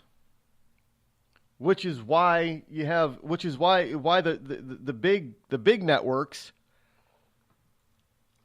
aren't doing as well as they used to. And the upstart networks, these cable channels like, AMC and A&E are getting programs that are at HBO and Showtime and even Netflix and Hulu are starting to come up with original programming that is garnering more viewership than what's on ABC, CBS, NBC, Fox. The standard tried and true networks, because they're following this whole pathway of anti-hate speech crap. You're trying to be so politically correct that they forget about just delivering something that's actual quality entertainment that people want to watch. Well, I don't see much political correctness in Game of Thrones. Does anybody see that? I don't see a lot of it. Well, none. I have yet to see a black character. Yeah, there have been a few Spanish sort of characters, from Bravos. It's very Spanish leaning. Not Latino, Spanish. But other than that, I guess you could, Dothraki really aren't. Dothraki are probably more of a Persian horde type of a clan. I don't see any political correctness in Game of Thrones. I haven't seen any black characters in Game of Thrones. Maybe there were. I haven't seen any. There are definitely no major black characters in Game of Thrones. Anybody? I don't see them. Game of Thrones is not worried about political correctness, is it? Just worried about good content, and people are loving it, black and white. Call Rod now, 666-603-835-3226. The Red Cross responds to nearly 66,000 disasters every year, most of them house fires. Red Cross President and CEO Gail McGovern says you need to develop an evacuation plan and practice it, especially with your children. It takes just 2 minutes for a home to be engulfed in flames. Practice those drills. We all think our kids know what to do. They don't. We need to teach them. We have started a large campaign where we're going into vulnerable communities and helping install smoke alarms. Already 92 lives were saved, and 4 of those lives were saved by a 5-year-old girl who remembered what we taught them during these fire drills, and she got her family out. We also have a slew of free apps that people can download onto their smartphones. It's what to do in every kind of disaster you can imagine, how to prepare and how to recover. To help support all the Red Cross does and to make a financial donation, go to redcross.org. That's redcross.org. I'm just so happy my father had a chance to see his kids before he passed. I just want to say thank you. When her father fell ill, the American Red Cross was able to help get Veronica's brother home from the Navy to speak to his father one last time. It's thanks to your donations that we can connect military families when they need it most. Please donate today at redcross.org. It's Thursday night, and you're grabbing drinks with some friends. Started off with a pitcher for the table, which quickly becomes 2. There's pool. And there's the photo booth. All right, everybody squeeze in. Say cheese! Followed naturally by an order of wings. And another. Can we get some extra ranch sauce? Then there's the ceremonial nightcap. So what are we doing this weekend? And lastly, it's back to the car, which, if you're buzzed,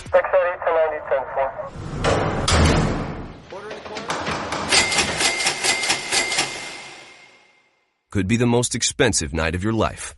Getting pulled over for buzzed driving could cost you around $10,000 in fines, legal fees, and increased insurance rates.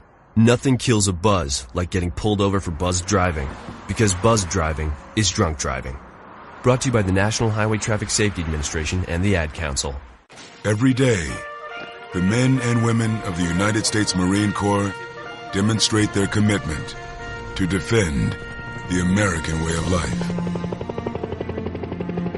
Since 1775, we have served our nation as a force in readiness. From combat operations to humanitarian assistance in every corner of the world.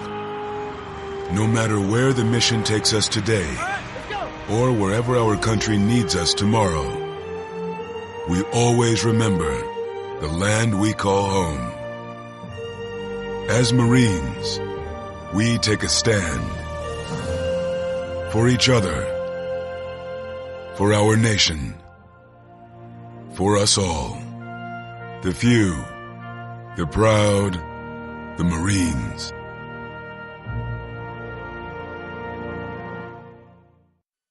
I considered suicide so I wouldn't put my family through all the pain. Many of our warriors are returning home from the battlefield, only to face a new war as they struggle with devastating injuries. At Wounded Warrior Project, we understand. We're there to help. Even though you think you're broken, you're not. It's the physical and the emotional healing that Wounded Warrior Project provides. With a gift of just $19 a month, you can join Wounded Warrior Project. You'll help provide critically needed programs and services that rebuild lives. Beautiful. There you go, buddy. The ongoing needs of our wounded and their families will continue for many years to come. Now is the time to show your support. Call now or go online with your gift of just $19 a month, and we'll send you this Wounded Warrior Project blanket. It made me feel that there's people out there that care about us. After this event, we can finally maybe start to heal as a family and move forward. We need your help. The families are hurting. For many of our wounded heroes, the greatest casualty is being forgotten. That's why your gift of just $19 a month is so important. Please, call or go online right now.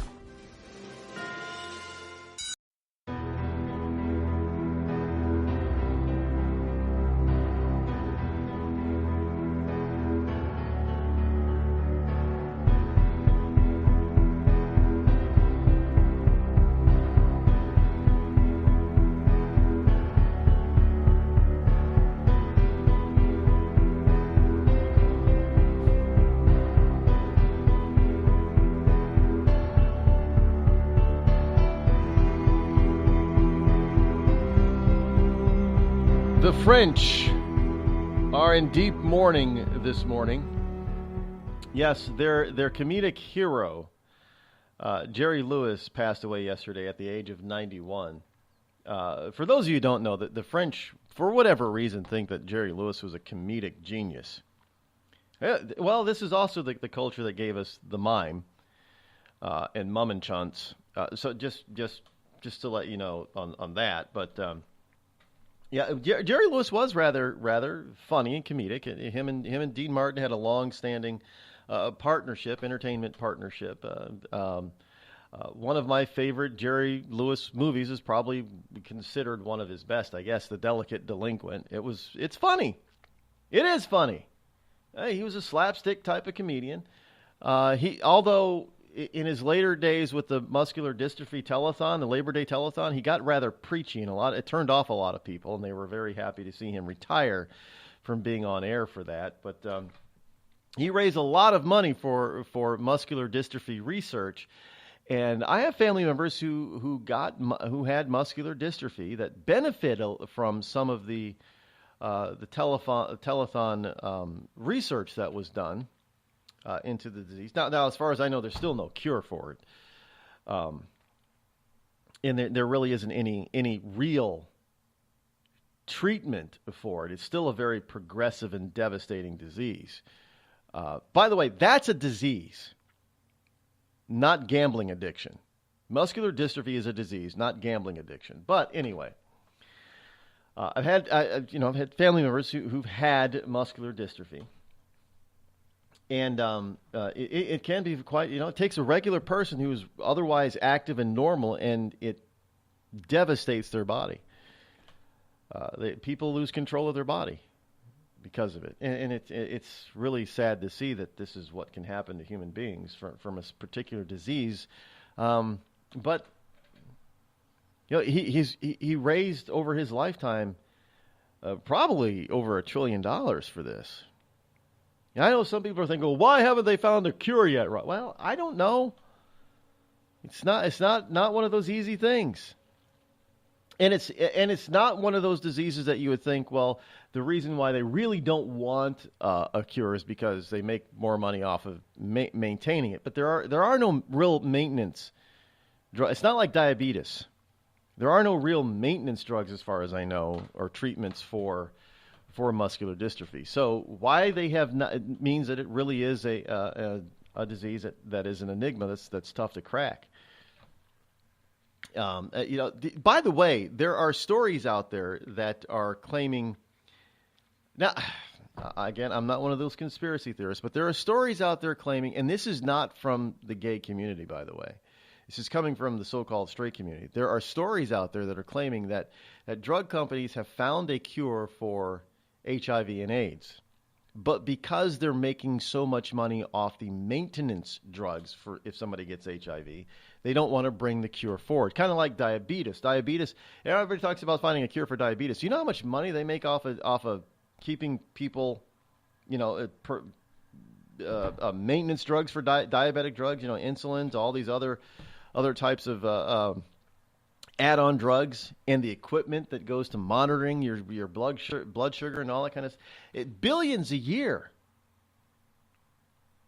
It's the same with HIV drugs, HIV treatments. It's billions of dollars a year around the globe for this.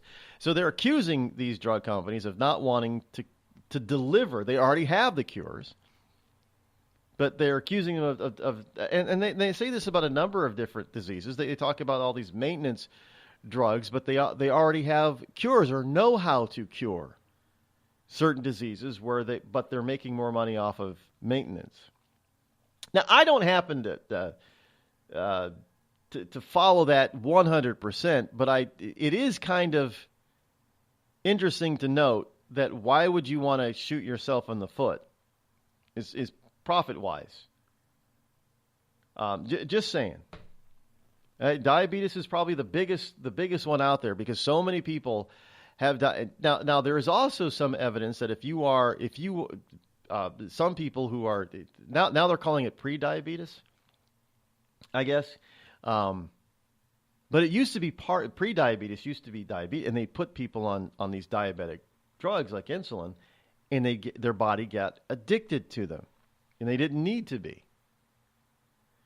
So there are certain drugs out there that you've got to wonder, well, people seem to get worse, but they get worse more rapidly once they get on some of these so-called maintenance drugs. So is that kind of contributing to the whole factor?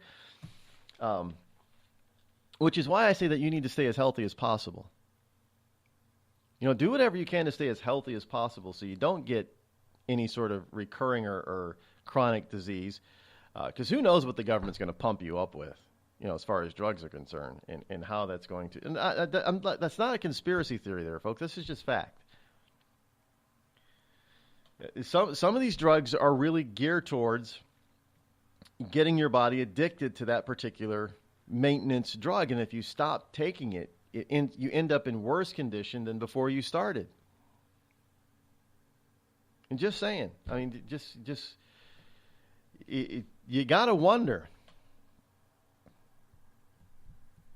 You got to wonder. It's kind of like, well, why do they come up with drugs that only maintain instead of cure? It's kind of if you can answer that question, then you can probably answer the question of why we don't have more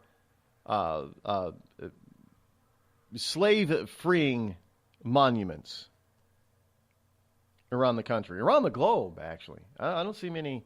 Maybe you see one in Barbados, but I don't see any, many in Africa or in Europe or in Asia or in the South or in the North. I don't see many monuments that pay homage to freeing slaves. Just like I don't see many diseases that have a large infrastructure for maintaining, like diabetes, get a cure. I mean, you see more or less, you see cures come about for diseases like muscular dystrophy where there is no infrastructure for maintaining the disease, living with it. You're seeing more and more drugs come out that cure cancer because there's no maintenance of cancer. It's either you get rid of it or it comes back and grows more and you die. So they focus on curing it, not maintaining it. You don't take drugs forever with cancer. They cure it or they don't. But there's maintenance drugs. High blood pressure. Diabetes are just two of the diseases I can think of off the top of my head where they focus more on trying to maintain it instead of cure it, which makes you wonder, why is that? Why is that? I don't know. I'm not a doctor. Not a doctor. So Jerry Lewis has passed away at the age of 91. Yeah, I'm sure the French are going to be very, very sad. New York Times, the New York City police officers, some New York City police officers rally in support of Colin Kaepernick. Now, some people say, well, his name is Colin. No, it's one. Colin is Collin. He's got one L. Collin. That's Colin. That's how General Colin Powell spells his name. Colin. Colin. Not Colin. I happen to know a Colin. Graduated the same year, two different high schools, but double L. Collin. His name is Colin. But this is Colin Kaepernick. Dozens of current and retired ossifers from the New York Police Department rallied on Saturday morning in support of Colin Kaepernick, the former San Francisco 49ers player, lionized and reviled for refusing to stand for the national anthem. The gathering in Brooklyn Bridge Park was organized by Sergeant Edwin Raymond and attended by about 80 officers who wore black T-shirts emblazoned with "I'm with Cap." Hashtag I'm with Cap. Frank Serpico, a former officer who exposed corruption in the New York Police Department in the 70s, attended. Remember that there was a movie about him. Serpico? Al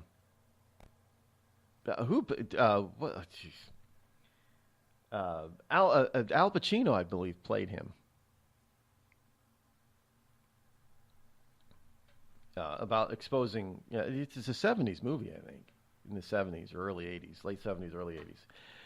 The speakers included City Councilman Jumaane Williams, Democrat of Brooklyn. Jumaane, yes, Jumaane,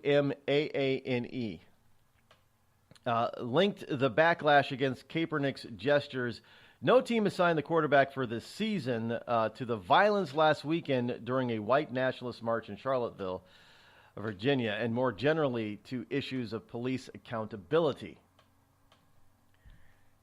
Now, Kaepernick stopped standing for the anthem last season, saying he was protesting violence against minorities, particularly by the police. So are these New York City police officers, former and current, saying that Kaepernick is correct, that there is violence against minorities by police departments?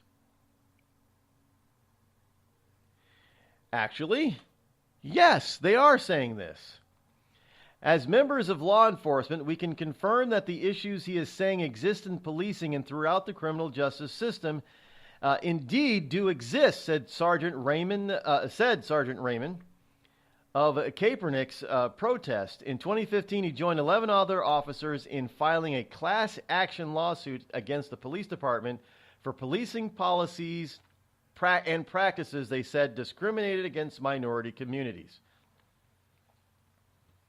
Now, first of all, I'm not going to look. I fully understand that police departments do not police equally, if you will, all across the country. And sometimes it is racially motivated, and sometimes it's economically motivated, and sometimes it's legit.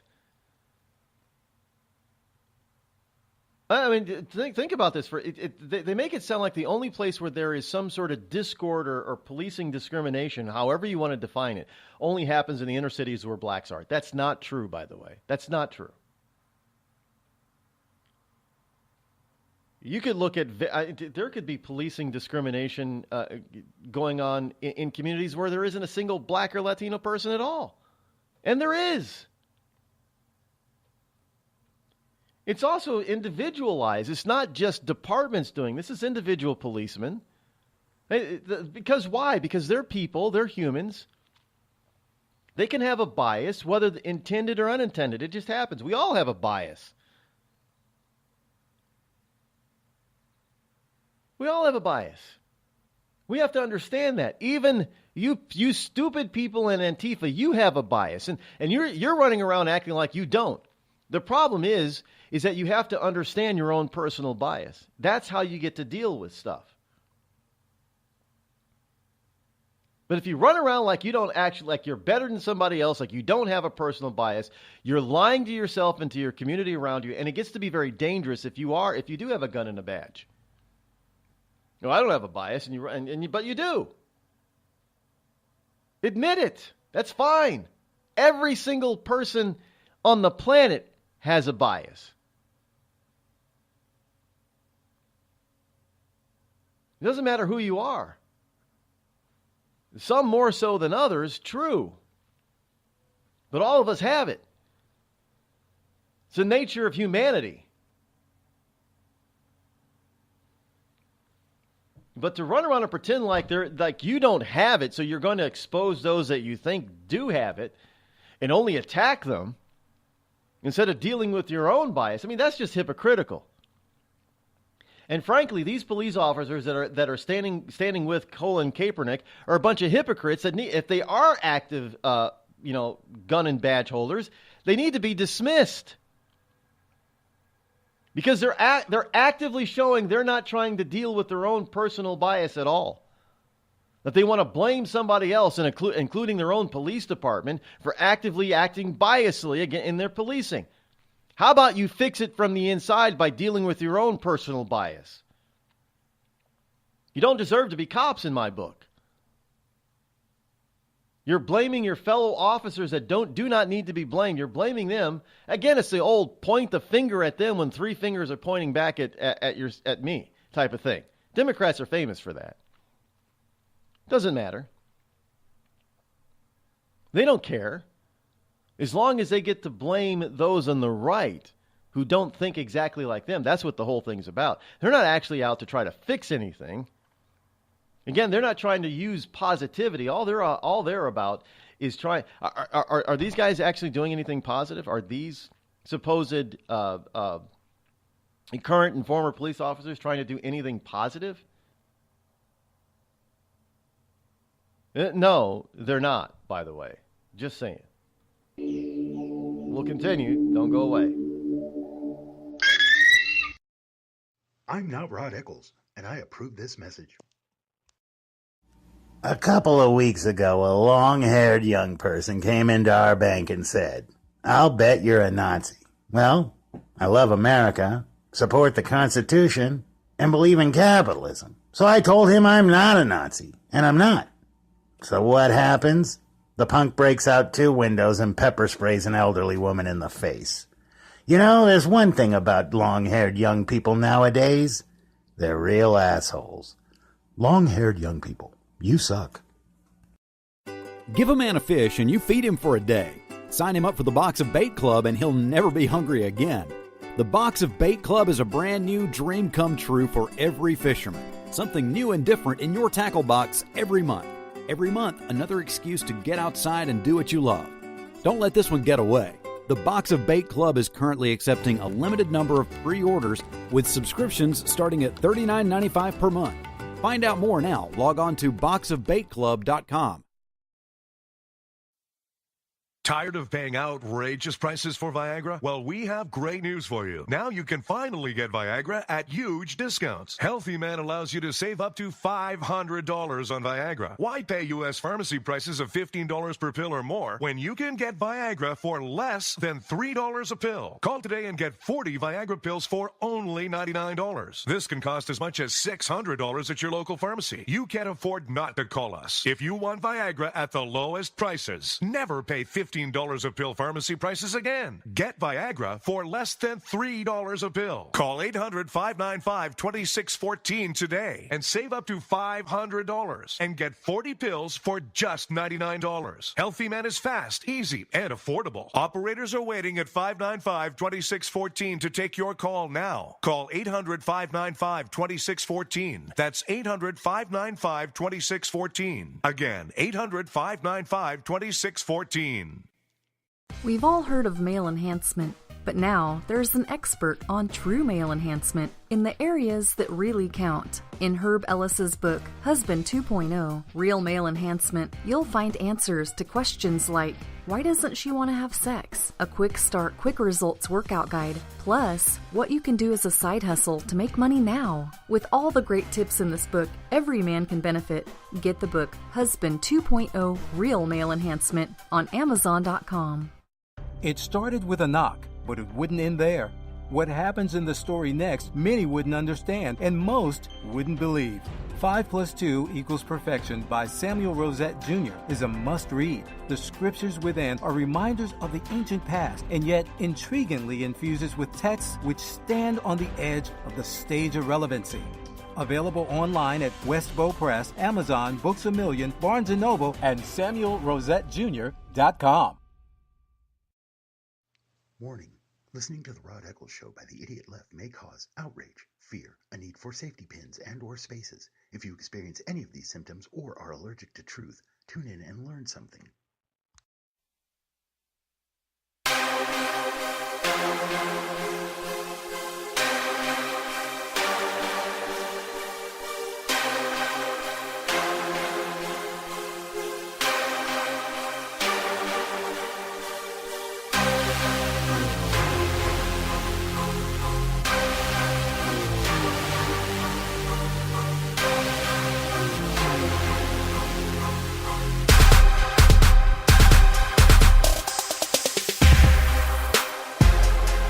Six 603-835-3226. Welcome back. You know, if you have now, first of all, let me clarify something. Having a personal bias doesn't mean that you're a racist. It doesn't. There are two different things here. It's what you do with that bias. Everybody has a bias, but everybody is not a racist. Bias means that there are certain, based on your own life experiences, this is where most biases come from. There are groups of people or types of people or what have you that you're used to or that you'd rather hang around or hang out with or be associated with, so on and so forth. Doesn't make you a racist. I mean, you maybe, you may have a bias against rich people because in your life, the only rich people that you came across in your town were total jerks, assholes, and that kind of thing. So you like middle class and lower blue collar people. Those are the kind of people you feel comfortable around. So that's a bias, but it's not racism. But you will always look at, for good or for bad, you will look at certain types of rich people as being snobbish, mean, cruel, uppity. That's a bias. And vice versa. I mean, you could be, you could come from money. And for whatever reason, your experience with blue-collar people has not been a positive one. So you have a preference of not hanging around them or being around them. That's a bias. It's not racism. It doesn't matter if the blue-collar person is black, white, red, brown, yellow. It doesn't matter. We've all got to recognize these biases within us. If we don't, we're going to blame somebody else of being a racist, which is exactly what Antifa does. And the reality is that they're the ones with the negative bias. They're the ones with the racist tendencies, not those that they're pointing fingers at. That's the whole point. And if you're going to be a cop, you've got to learn how to deal with your own personal bias and move them out of the way so you can be fair. Because Lady Justice is supposed to be blind, right? Well, don't tell me that you acknowledge bias in others without acknowledging bias in yourself, because that's a cop that should not be a cop. Today, there's a beer for everyone. Hey, me and the guys are going out for beer. You want to come along? Nah, I got a lot of data to enter into the computer tonight. Now, there's a brew for the future. Want me to bring you something back? Thanks, but I got some right here. Microsoft Brew. You got a beer tap on your computer? With a head so thick you can float a mouse on it. Let me get this straight. You make your own beer with the computer? With the right software, you can do anything. Microsoft Brew. Here, I call this one Windows 95. I don't know, it leaves a bad taste in my mouth. And if you got to get there quicker, try the new ISDN malt liquor. When I found out I had atrial fibrillation, a serious but highly treatable heart condition, the first thing I thought of was who would take care of my wife and children if anything were to happen to me? My doctor recommended Prevactin. I had a lot of questions, so I did some research. It turns out Prevactin is the #1 recommended drug for Crohn's disease. I think my doctor's trying to kill me and steal my wife. Doctors. They'll stop at nothing to get your wife. The Red Cross responds to nearly 66,000 disasters every year, most of them house fires. Red Cross President and CEO Gail McGovern says you need to develop an evacuation plan and practice it, especially with your children. It takes just 2 minutes for a home to be engulfed in flames. Practice those drills. We all think our kids know what to do. They don't. We need to teach them. We have started a large campaign where we're going into vulnerable communities and helping install smoke alarms. Already 92 lives were saved, and 4 of those lives were saved by a 5-year-old girl who remembered what we taught them during these fire drills, and she got her family out. We also have a slew of free apps that people can download onto their smartphones. It's what to do in every kind of disaster you can imagine, how to prepare and how to recover. To help support all the Red Cross does and to make a financial donation, go to redcross.org. That's redcross.org. See that cute little dog in the pet store window? Chances are it came from a puppy mill. A breeding facility that forces caged, neglected, and often sick dogs to churn out puppy after puppy to be sold for profit. Meanwhile, millions of wonderful, healthy pets end up in animal shelters. This leads to the killing of more than 9,000 by the end of today. But with one simple choice, you can help. Just by deciding to adopt instead of purchase your next pet. Animal shelters are full of amazing pets looking for a home. When you adopt your new best friend, not only are you saving a life, you're taking a stand against puppy mills. When your friends see the smart choice and impact you've made, they adopt their next pet and share with 5 of their friends, who share with 5 more. Before long, thousands get involved. Pet stores stop selling dogs from puppy mills, and even more lives are saved. And with your help, we can save them all. Visit bestfriends.org/puppymills to learn more. Every day, the men and women of the United States Marine Corps demonstrate their commitment to defend the American way of life. Since 1775, we have served our nation as a force in readiness. Get some rear security. From combat operations to humanitarian assistance in every corner of the world. No matter where the mission takes us today, or wherever our country needs us tomorrow, we always remember the land we call home. As Marines, we take a stand for each other, for our nation, for us all. The few, the proud, the Marines.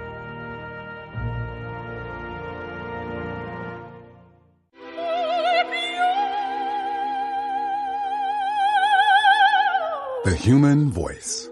It can be sweet as music, powerful as thunder, And so, my fellow Americans, cheerful as laughter. But for millions of people, it can also be a sign of COPD. This serious lung disease can make it so hard to breathe, you often can't catch a breath or finish a sentence, let alone carry a tune. And many who have COPD don't even know it. That's where your voice comes in. If you think you or a loved one have symptoms, talk with a healthcare provider. Early diagnosis can mean better treatments and quality of life. Join us in raising our voices for the millions with COPD who can't. Learn more, breathe better, at nih.gov.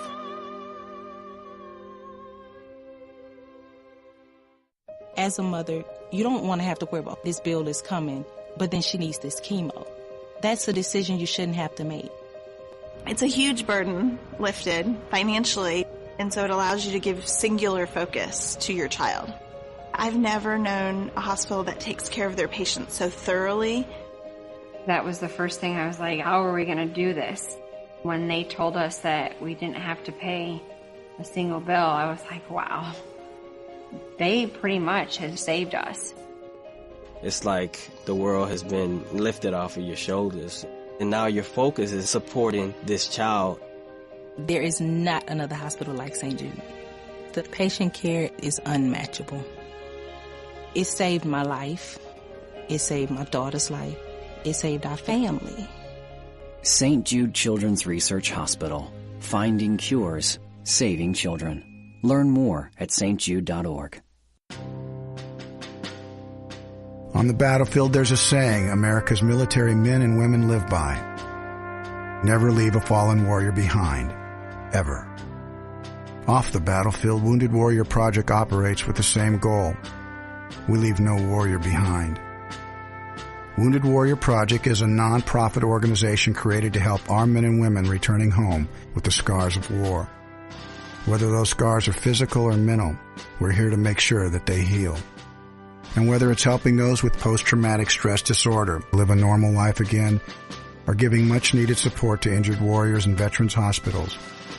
Because no one deserves our help more than the men and women who risk their lives to keep us safe.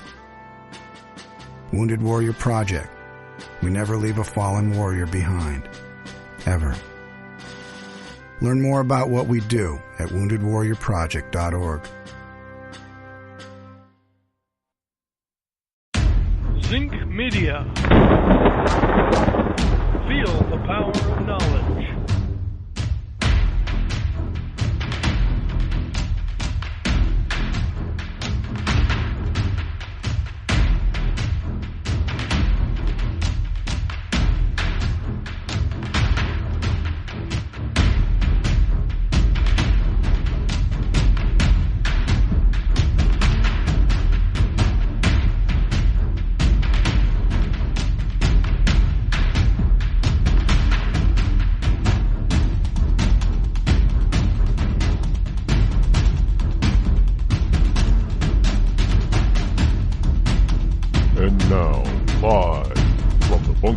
Studio located somewhere within the great granite state of New Hampshire is Rod Eccles. Yes, indeed. Welcome back to hour number 3. The fastest 3 hours on Internet Talk Radio is right here on the Rod Eccles Show. Welcome. Here it is Monday, August number 21 in the year of our Lord, 2017. Call-in number is 603-835-3226. As we continue on into this third hour, the Pope is saying rights of migrants, immigrants, trump national security concerns. Yeah, the Pope Francis said on Monday. Now, obviously, the Vatican they're a lot further into their Monday. What is the Vatican? 7, 8 hours, 9 hours ahead of us? In any case.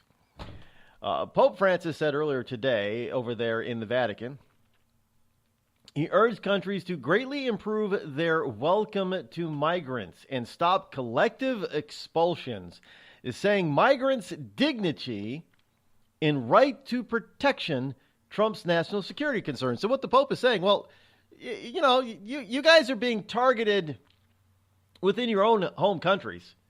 Well, too damn bad. Migrants have a right to come to your country in order for safety. Well, there isn't much safety right now, is there? In these migrant-filled countries.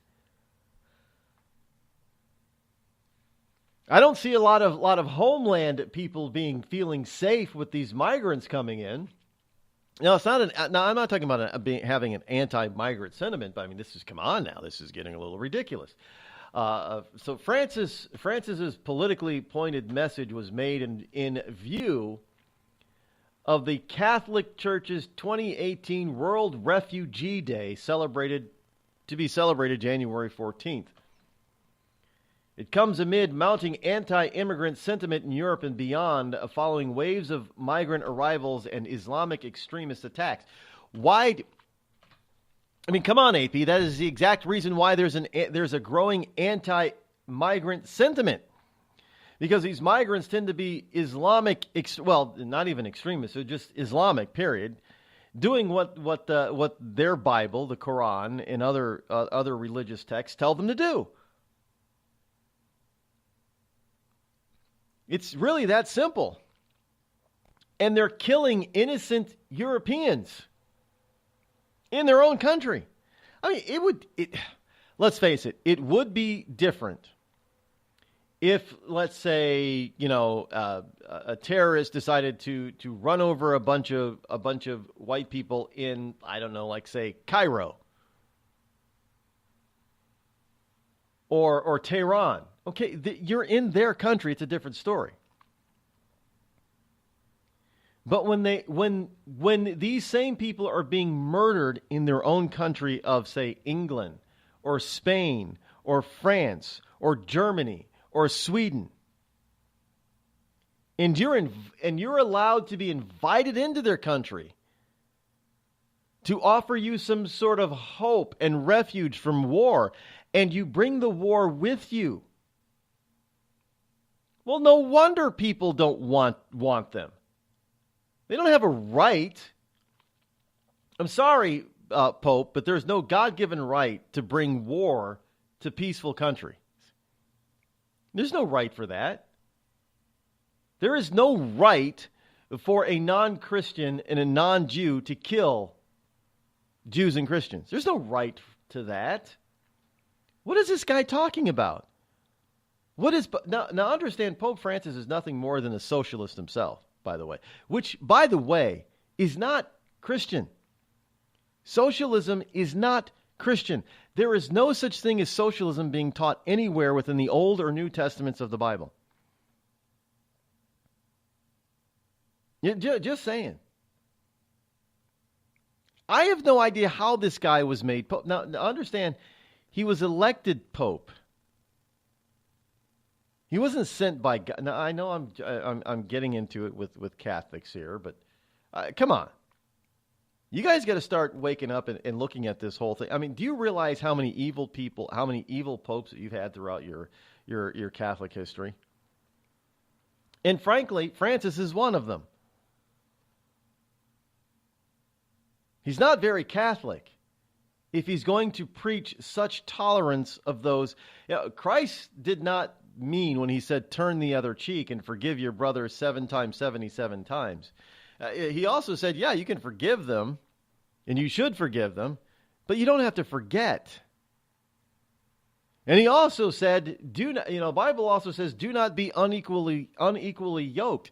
In other words, don't mix the religion. If you're a Jew, you shouldn't be hanging out with and invite Islamic terrorists into your country. God made that pretty damn clear.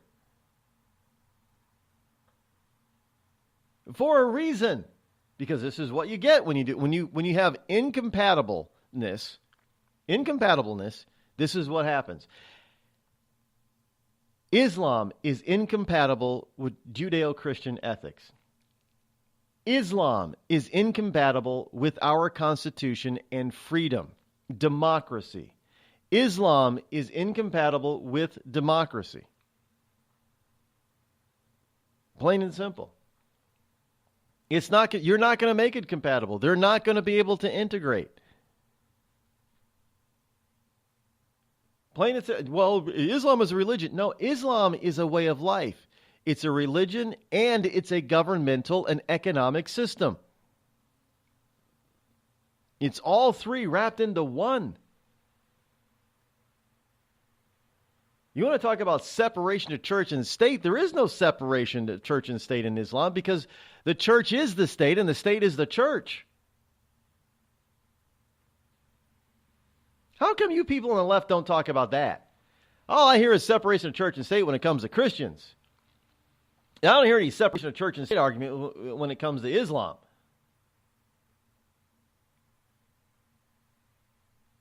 And here you got so-called Christians like the Pope who are defying the word of God in the Bible by saying, you got to let these people into your country. I mean, their dignity is more important than your security. Says who? So their dignity is more important than my security. My security is my dignity. I can walk around, hold my head up high, walking around Concord, New Hampshire, knowing for the most part that we're safe and secure and we're able to do within reason, live our lives to benefit God if I want to. But if I get a bunch of Islamists coming in that are all of a sudden offended and then decide to jump in a truck and run me over, what about my dignity? That's dignified to run people over in a car? Come on. Now, as I've told people that listen to this program, look, I'll take on anybody if they're going to be shown to be stupid, hypocritical, or both. And that's just hypocrisy at its utmost there, Pope Francis. I don't care if you're the pontiff. It's the most ridiculous thing I've ever heard of. Somebody's dignity is more important than somebody else's security. I don't think so. And by the way, you call yourself a Christian, then you need to go back to read the Bible, and God is pretty damn clear that you've got it backwards. But this is a mentality that we have in the West. We have some world leaders, I don't know why we call them world leaders, like Angela Merkel of Germany, that think just like this guy does. And you scratch your head. I mean, how is it possible these kind of people get elected into leadership positions? Well, I mean, maybe there's some truth to all this conspiracy group theories, like Bilderbergs and Illuminati and Skull and Bones and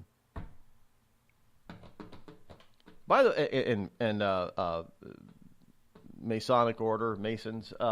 By the way, which group do the Clintons belong to? Are the Clintons starting their own order? Well, I mean, we've got the Illuminati. You got the Bilderbergs. I don't see them really intermingling with any of those current groups. Are they starting their own? They're not a part of the Rothschilds. I don't see them getting much money from they seem to be getting a lot of money from the Middle East or Middle East sympathizers. So who's that then? I don't know what you'd call them. Any case. So the Pope is out there saying that, your security doesn't matter when it comes to and compared to the dignity of somebody who wants to kill you. That's more important than your security. Just thought you'd like to know. Jefferson Memorial Exhibit update is now going to acknowledge his slavery record. Now, understand, look,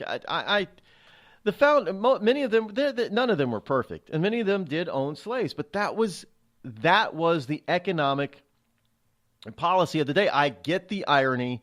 You had Thomas Jefferson talking about, all men are created, equal in the eyes of God, blah, blah, blah, and he owned slaves. I get it. But that was the economic reality of the day. But these were men that didn't necessarily, some of them were abolitionists and came up to show that, slavery is not a good. One human being should not own another human being in such a manner.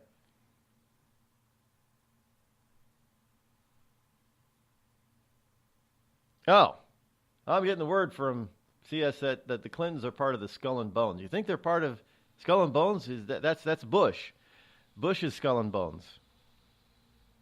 I don't look because I don't follow so deeply any of these so-called conspiracy groups. I do know one thing is that they tend to try to vie against one another for power and influence. So but Do I know which each individual one really stands for and why that they're so different? Skull and Bones versus Illuminati versus Bilderbergs versus Rothschilds versus Masons. I don't know, because I don't follow these conspiracy groups that deeply. So which one is George? Is Soros part of Skull and Bones, or is he Illuminati? No, Soros he's not. Is he a Rothschild? I don't know. I don't follow these conspiracy families closely. I know Rothschilds are supposed to have all this money. I saw something on YouTube that was a big bore about the Rothschilds. And they were trying very hard to make all these connections. But interesting enough that J.P. Morgan was not part of the Rothschilds. He's supposedly a part of the Bilderbergs back in the day, I guess. He had all the money. So why wasn't he Rothschild? Anyway. Maybe I'll have to do a conspiracy family program one of these days in order to get all these things straight. Because I admit it, I don't know much about them. I don't get into them. I don't know I know individual players like Soros. I don't know which group he's a part of. But there are people out there that do know. Supposedly they know. They claim to know. But anyway, Jefferson Memorial is now going to acknowledge at the memorial in D.C. about his ownership of slaves. An exhibit alongside the nation's chief memorial to Thomas Jefferson will receive an update that reflects the complexity of his status as a founder of the United States and a slaveholder, according to stewards of the National Mall. The decision reflects an acute awareness of the furor currently surrounding Confederate statues across the country. A nonprofit group that provides critical support for the National Mall is bracing for similar protests against the Washington Monument and the Jefferson Memorial. I mean, seriously. Do they really think that we're going to take down these monuments? Well, look, hey, at the rate we're going and the direction we're going, do not be surprised if they do decide that in order to keep the peace, that we should take, stone by stone, brick by brick, slab by slab, we should deconstruct these memorials. I'm just saying, folks, don't be surprised if such a thing is proposed and somebody takes it seriously. Honestly, I don't put anything by these people anymore. None of this would surprise me.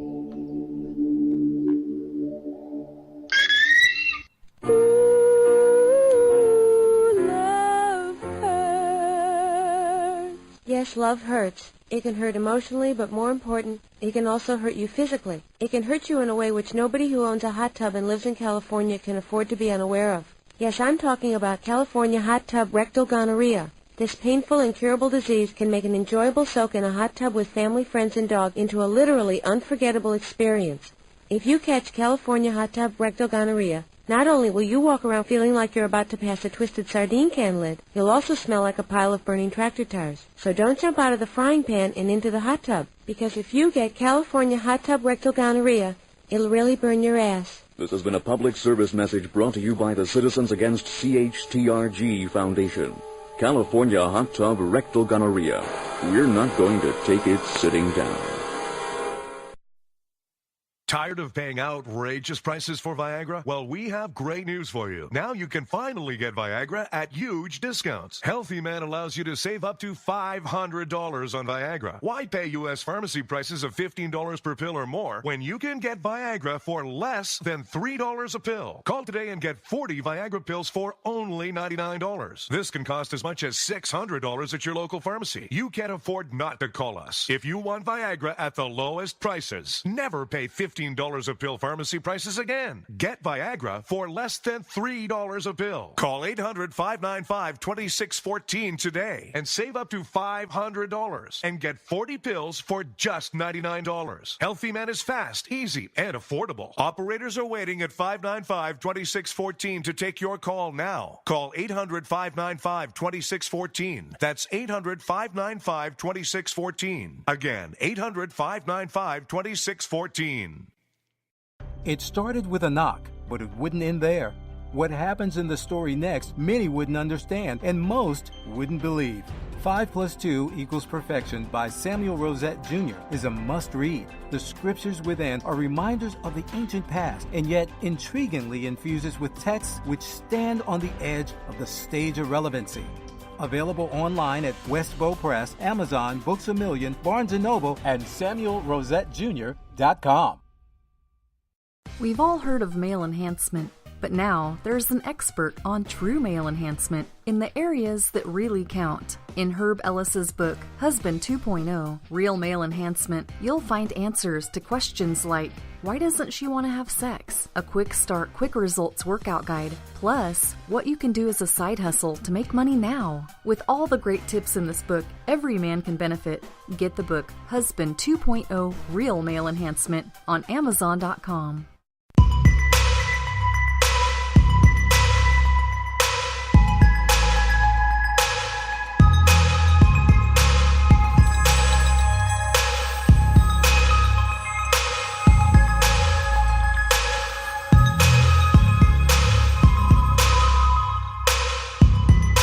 Zero 835-3226. Now I'm still trying to figure out, what the dealio is with.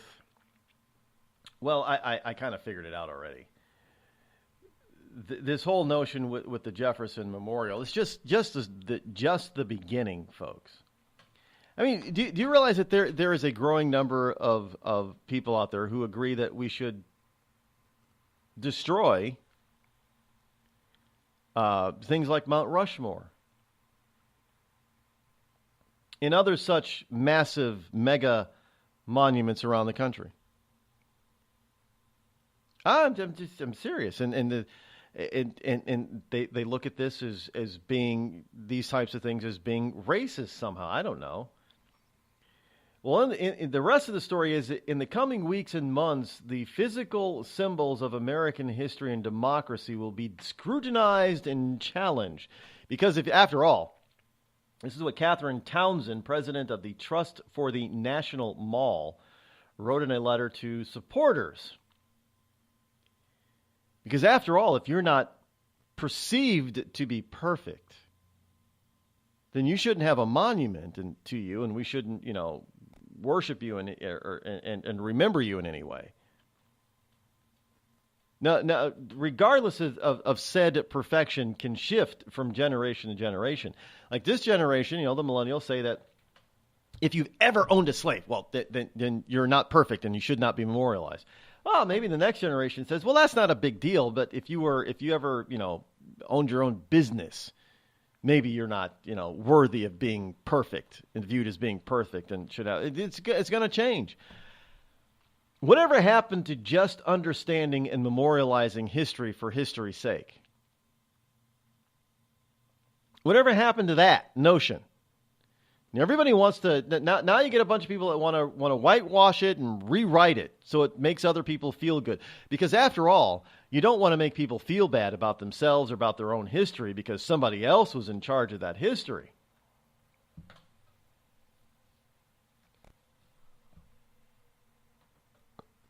To make my point, Detroit. Dozens of demonstrators converged under a raised bust of Christopher Columbus in downtown Detroit on Saturday and demanded that the monument come down as they protested against white supremacy and a list of perceived affronts to black Detroiters. What the hell did Christopher Columbus do to black people in Detroit? Nothing. Man's been dead for like 600 years. I mean, seriously, what did Columbus do to black people? Oh, he unknowingly and unwittingly on his ships brought forth some diseases that the native peoples of the Caribbean and North America did not have physical defense against. You know, chicken pox and measles were pretty devastating to the native people. Got it. He didn't intend to wage biological warfare on the indigenous people. And look, we all know, historically speaking, he did not discover America. We got it.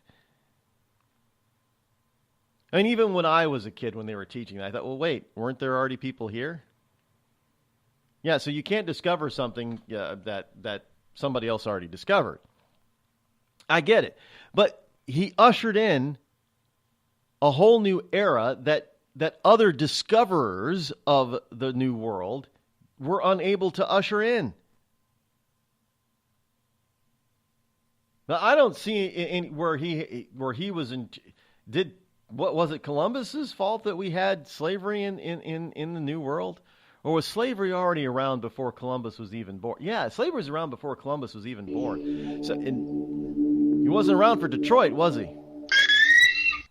The Red Cross responds to nearly 66,000 disasters every year, most of them house fires. Red Cross President and CEO Gail McGovern says you need to develop an evacuation plan and practice it, especially with your children. It takes just 2 minutes for a home to be engulfed in flames. Practice those drills. We all think our kids know what to do. They don't. We need to teach them. We have started a large campaign where we're going into vulnerable communities and helping install smoke alarms. Already 92 lives were saved, and 4 of those lives were saved by a 5-year-old girl who remembered what we taught them during these fire drills, and she got her family out. We also have a slew of free apps that people can download onto their smartphones. It's what to do in every kind of disaster you can imagine, how to prepare and how to recover. To help support all the Red Cross does and to make a financial donation, go to redcross.org. That's redcross.org. I'm just so happy my father had a chance to see his kids before he passed. I just want to say thank you. When her father fell ill, the American Red Cross was able to help get Veronica's brother home from the Navy to speak to his father one last time. It's thanks to your donations that we can connect military families when they need it most. Please donate today at redcross.org. It's Thursday night, and you're grabbing drinks with some friends. Started off with a pitcher for the table, which quickly becomes 2. There's pool. And there's the photo booth. All right, everybody squeeze in. Say cheese! Followed naturally by an order of wings. And another. Can we get some extra ranch sauce? Then there's the ceremonial nightcap. So what are we doing this weekend? And lastly, it's back to the car, which, if you're buzzed,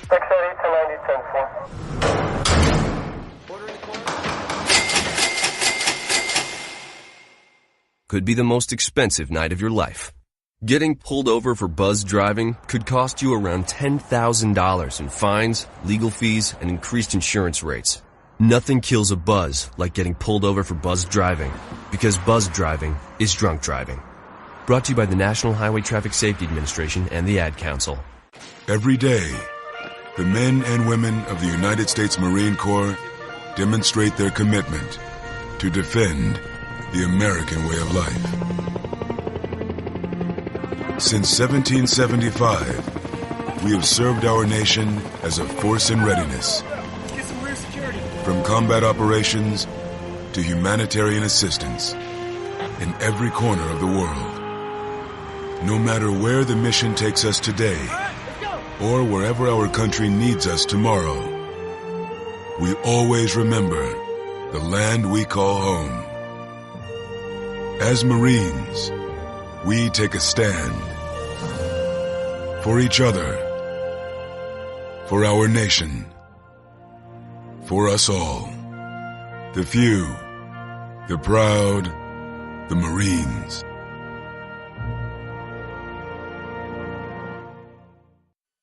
I considered suicide so I wouldn't put my family through all the pain. Many of our warriors are returning home from the battlefield, only to face a new war as they struggle with devastating injuries. At Wounded Warrior Project, we understand. We're there to help. Even though you think you're broken, you're not. It's the physical and the emotional healing that Wounded Warrior Project provides. With a gift of just $19 a month, you can join Wounded Warrior Project. You'll help provide critically needed programs and services that rebuild lives. Beautiful. Woo! There you go, buddy. The ongoing needs of our wounded and their families will continue for many years to come. Now is the time to show your support. Call now or go online with your gift of just $19 a month, and we'll send you this Wounded Warrior Project blanket. It made me feel that there's people out there that care about us. After this event, we can finally maybe start to heal as a family and move forward. We need your help. The families are hurting. For many of our wounded heroes, the greatest casualty is being forgotten. That's why your gift of just $19 a month is so important. Please, call or go online right now.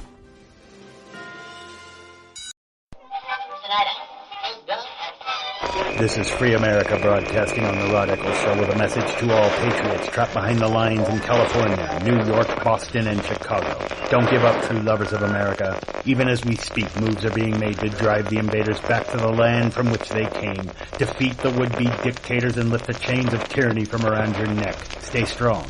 Stay brave. You're not forgotten, and you're not alone. Until next time, patriots, this is Free America signing out. Bring the rain.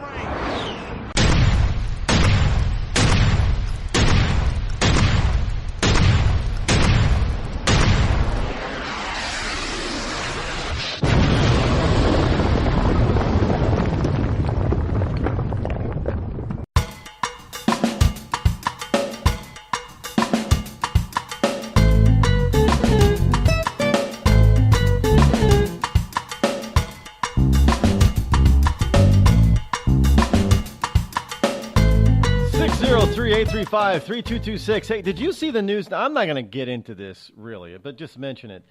There was another naval vessel collision this weekend. This one, ironically enough, the U.S. Navy vessel that was involved is named the USS John McCain. That's all I'm going to say. Enough said. It's ironic enough that... that a ship named after the McCain would have, after John McCain would have it. Why is it that we got a ship named after this jackass anyway? He's not a president and he's still living. Why do we have it's a destroyer, right? A naval destroyer. Why is there a destroyer named after McCain? I don't know the whole process behind naming vessels, but I mean, I understand naming aircraft carriers now after presidents or high-ranking generals like the Nimitz, that type of thing. But now a lot of them are presidents. We have the Reagan, we have the Bush, do we have the Clinton? Is there a USS Clinton? Yeah, I don't remember. If there's a Clinton being built, it's not built yet. If there's a William Jefferson, USS William Jefferson Clinton, will there be a USS Barack Hussein Obama? At the way that we're going, it's going to have to be. Is there a Clinton? I have to look it up, and I'll do that during the break, I guess. But unless out there you want to check if there's a USS William J. Clinton carrier already being constructed, I don't think that there is. But in any case, well, I mean, who knows? Stranger things. Do you know? Can you imagine when it gets to the time that we get, if we're progressing this direction as far as following former presidents, when it gets to be the USS Donald J. Trump? I wonder well, I mean, obviously it's going to be at a point in time, the way we're going at this point, it's probably going to be about 20 years from now. And so when the leading edge of millennials will be in their 50s, probably approaching their 60s, will they dust off their old protest shoes when they're past middle age, and protest against a Donald J. Trump, a USS Donald? I'm just picturing this now. They lay the keel for the USS Donald J. Trump, and these fools will probably go out and try to protest at the naval shipyard that's building it. Yeah, you don't need to be a soothsayer or a prestidigitator or a fortune teller to figure that one out. It's gonna be funny if it ever gets to that point. If we ever have such a thing. Now, will we ever have such a thing? Well, that depends. I don't think we'll ever have a USS Richard M. Nixon because he resigned. Maybe we won't have a William Jefferson Clinton because he was impeached. Now, he wasn't convicted of it, but he was impeached. So will Trump survive and not resign and not be impeached? It's hard to say. Really, at this point, at this juncture, it really is hard to say.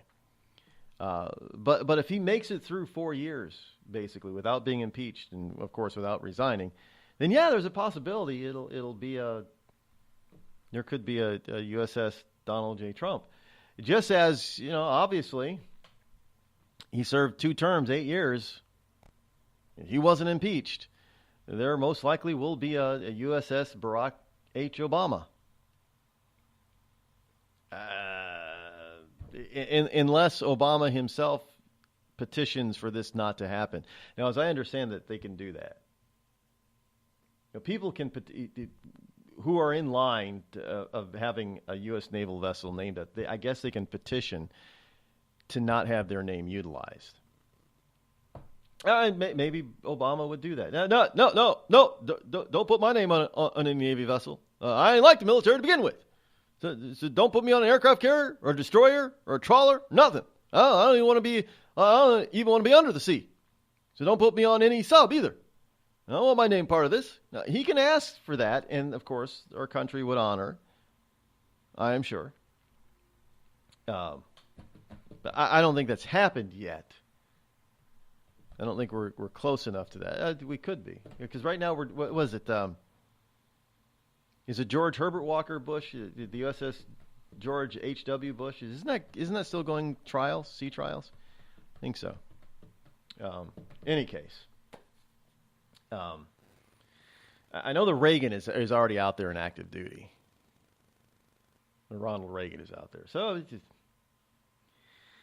and of course there are people out there that want a new USS Enterprise out there. Well, we've got a new class of ship with carriers, so it's not the Nimitz class anymore. What's the new class called? I forget what the new class is called. But they want an Enterprise, USS Enterprise. There's something about that name. Of course, you've had the USS Enterprise in World War II. You had the USS Enterprise, a nuclear ship. The Nimitz, I think, is the Nimitz class, or was it a Forrestal class? I think it was a Nimitz. No, I think it was before Nimitz. It was a Forrestal class.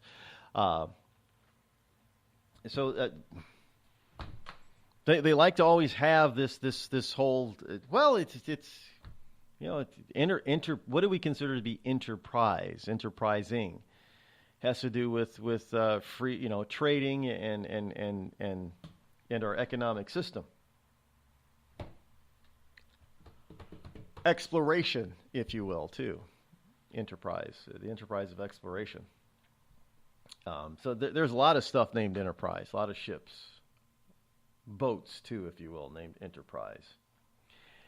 Here's from the annals of hypocriticalism.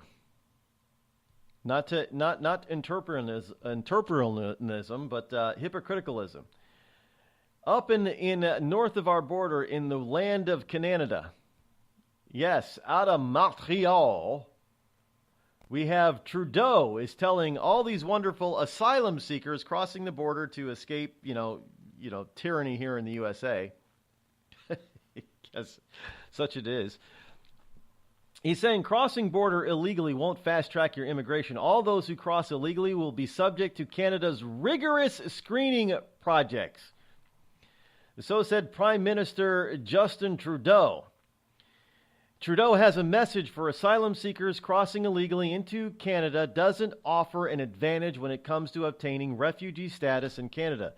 And he says, and I quote, "If I could directly speak to people seeking asylum, I'd like to remind them there is no advantage. Our rules, our principles, and our laws apply to everyone." So says Justin Trudeau, Canadian Prime Minister. So you've got Canada, who's supposed to be this wonderful, all-inclusive, open, type of society. Yeah, we'll take them all in if you, the United States, doesn't want. They're saying, no, wait, we've got immigration laws that we've got to follow, and we're going to follow them to the letter.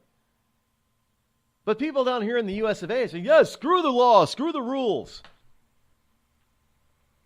And Canada's saying, oh, no. Oh, hell no. We gonna follow our rules. Now, y'all jackasses south the border, and the reason why they're following their rules is because we're not following ours. Think about that for a second. Remember 9/11 when the terrorists came down through Canada, and what did we do? We tried to chastise Canada for letting them into Canada, right? Yeah, well, we did. Now it's reversed. Now the Canadian government's looking at the South saying, y'all aren't following your own rules. You're just letting anybody in, and they're coming up north. We ain't letting just anybody into Canada now. It's hypocritical on both sides. Our side and their side. But I mean, just saying. Yeah, they're talking about following their rules, which is the law of their land. So in other words, Canada is enforcing their immigration laws, but you got a bunch of liberals up there, as well as down here in the USA, that think that we shouldn't be following our immigration laws. And Canada specifically, pretty much telling us, well, because you're not following your immigration laws, well, we got to follow ours because we just can't let anybody. We don't want what's been happening down there in y'all's territory, the USA, to come up here to Canada. No, we don't want. You know how devastating it could possibly be in Canada to have terrorist acts in Canada? I mean, there's only 35 million Canadians in the first place. Not many of them. They can't afford to lose any. Just saying. So Trudeau's comments come as the government grapples with a surge in asylum seekers crossing into Quebec. In the first 2 weeks of August, more than 3,800 people walked over the border into the province, compared to just under 3,000 people who crossed throughout all of July. So then, look, there have been pictures of people taking an Uber to the Canadian border in New York. I kid you not, there are pictures of it. You can see it. Look it up. If Google hasn't censored it yet, you can find them. I don't know how you take Ubers, but it'd be kind of expensive, I would think. But yeah, hey, people do it. People have done it. Also, here's a slap in the face to the West. From Reuters. Don't like our rules? Then leave. This was an editorial response in China to some Western outlets' criticism of Chinese censorship. Yes, indeed, the censorship in China of hundreds of academic papers from a prominent journal will have little impact because readership is so small, but if Western institutions don't like the way things are done in China, they can leave.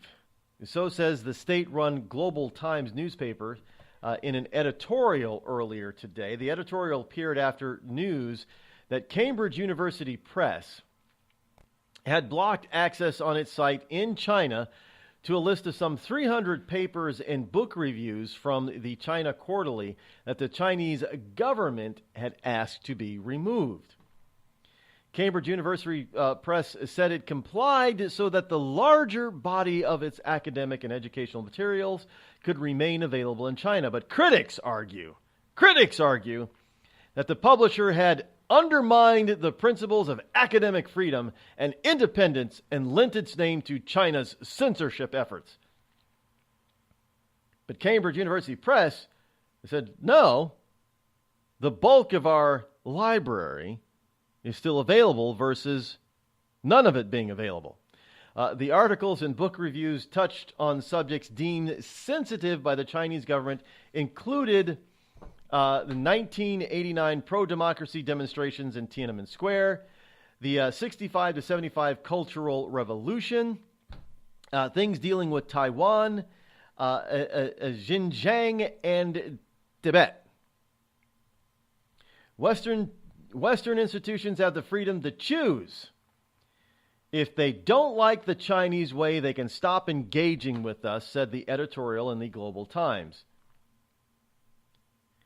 If they think China's internet market is so important that they can't miss out, they need to respect Chinese law and adopt to the Chinese way. Period. So in other words, China has just said, hey, you don't like our rules and our laws, then hey, get the hell out. It's our country, not yours. Can't we say the same thing here? What if I told you that you could lose weight simply by drinking coffee? Change your coffee, change your life. Our gourmet estate-grown coffee is infused with powerful herbs that help you melt fat and keep you from feeling hungry for 6+ hours. Get results or your money back. Order yours today at skinnycoffeeshop.com. That's skinnycoffeeshop.com. Tea and water also available. skinnycoffeeshop.com.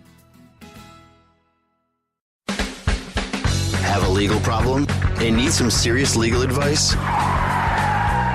Then you're listening to the wrong podcast. Any facts we say here are probably wrong, and any analysis of the law should not be followed. There you go. Reasonable Men are here to take a twisted look at the law. Stack your hayride. Learn in hand. Best name in law school. Check us out on iTunes, reasonablemen.com, or on your favorite podcast app. Reasonable Men are back. Tired of paying outrageous prices for Viagra? Well, we have great news for you. Now you can finally get Viagra at huge discounts. Healthy Man allows you to save up to $500 on Viagra. Why pay U.S. pharmacy prices of $15 per pill or more when you can get Viagra for less than $3 a pill? Call today and get 40 Viagra pills for only $99. This can cost as much as $600 at your local pharmacy. You can't afford not to call us. If you want Viagra at the lowest prices, never pay $15 a pill pharmacy prices again. Get Viagra for less than $3 a pill. Call 800-595-2614 today and save up to $500 and get 40 pills for just $99. Healthy Man is fast, easy, and affordable. Operators are waiting at 595-2614 to take your call now. Call 800-595-2614. That's 800-595-2614. Again, 800-595-2614. We've all heard of male enhancement, but now there's an expert on true male enhancement in the areas that really count. In Herb Ellis's book, Husband 2.0, Real Male Enhancement, you'll find answers to questions like, why doesn't she want to have sex? A quick start, quick results workout guide, plus what you can do as a side hustle to make money now. With all the great tips in this book, every man can benefit. Get the book, Husband 2.0, Real Male Enhancement, on Amazon.com. It started with a knock, but it wouldn't end there. What happens in the story next, many wouldn't understand, and most wouldn't believe.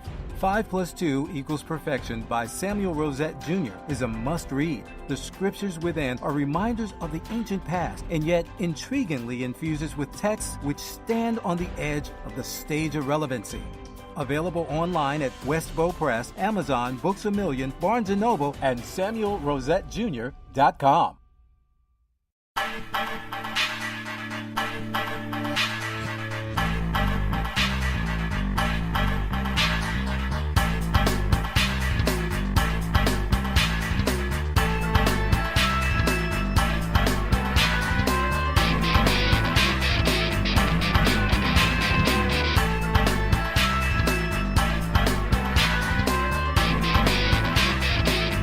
So basically, if you don't like the rules in China, then China says get out. So, but shouldn't that reflect the same thing here? Shouldn't we be able to say if you don't like the rules in the United States, then you can get out, leave, go somewhere? Why is it every other country on this planet can have sovereignty, but the United States can't? But that was never the intent of the founders, by the way. We wanted a country because we were unique in the planet at the time. We still are. We wanted everybody to be able that sought to have freedom and to live out their life to their fullest potential with their talents given to them by God. We wanted them a place to be able to do that freely. So we allowed this type of immigration for so long. But we still had rules. And we still have rules. Plain and simple, we want people to be Americans. If they want to come here, they want to be American. I mean, you don't hear anybody complaining if the French want you to be more French, except, well, in these no-go zones, I guess. But Venezuelans got to be more Venezuelan. Well, that's a bad example, too. I know. Hey, but China is saying, look, you got to be more Chinese if you want to be in China. If you don't like the way we are, you don't like Chinese way, then go somewhere else. Leave. That's all they're saying. I have no problem with that. I agree with them. If you don't want to deal with the Chinese, then don't go to China. If you don't want to deal with Chinese law, don't be in China. You don't want to deal with Chinese culture, don't be in China. It's not that hard to not that hard to understand, really. I don't have to agree with the Chinese government. I think communism is a bad thing. But hey, it's not my country and my government, is it? Chinese people can take care of themselves if they so desired to, but evidently they don't desire to. Well, I mean, I know there's Tiananmen Square, but there is no giant uprising, no civil war happened in China. Finally today, joint U.S.-South Korean military drills are underway, despite the warning earlier today from North Korea yesterday that these sort of drills could lead to uncontrollable phase of a nuclear war. The so-called 10-day Ulchi, ULCHI, Freedom Guardian military exercises are conducted annually and touted by South Korea and the United States as being defensive in nature, but North Korea sees them as provocative and hostile, perhaps even a preparation for an invasion.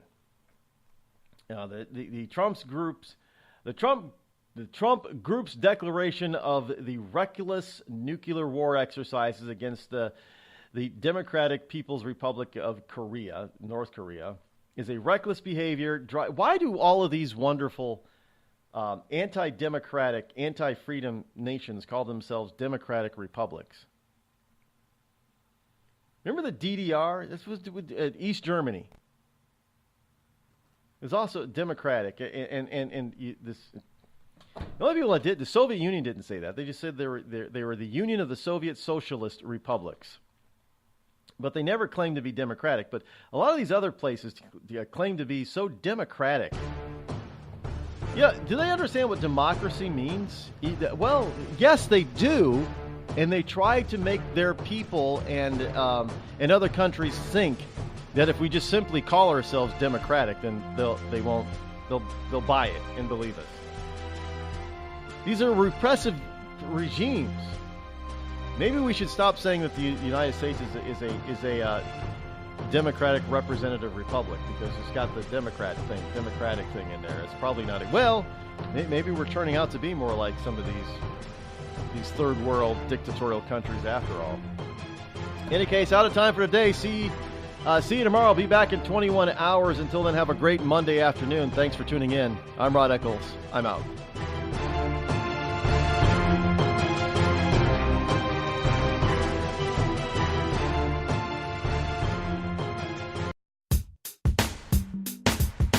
Damn, it feels good to be a Clinton. Damn, it feels good to be a Clinton. A shameless politician always plays her cards right. Got a crew for the fight on the airwaves. Lapdogs in the press keep their mouths tight. Cause a Clinton never needs to explain why it is what they done or with who. A real Clinton knows that they're entitled, and you don't get to know what they do. What difference does it make? For a Clinton, what's loaded in some fat Apple file? A Clinton plays the victim for promotion. A Clinton kills it off with a smile. Damn, it feels good to be a Clinton. A server full of secrets ain't no thing. Damn, it feels good to be a Clinton. Nothing ever hits with the sting.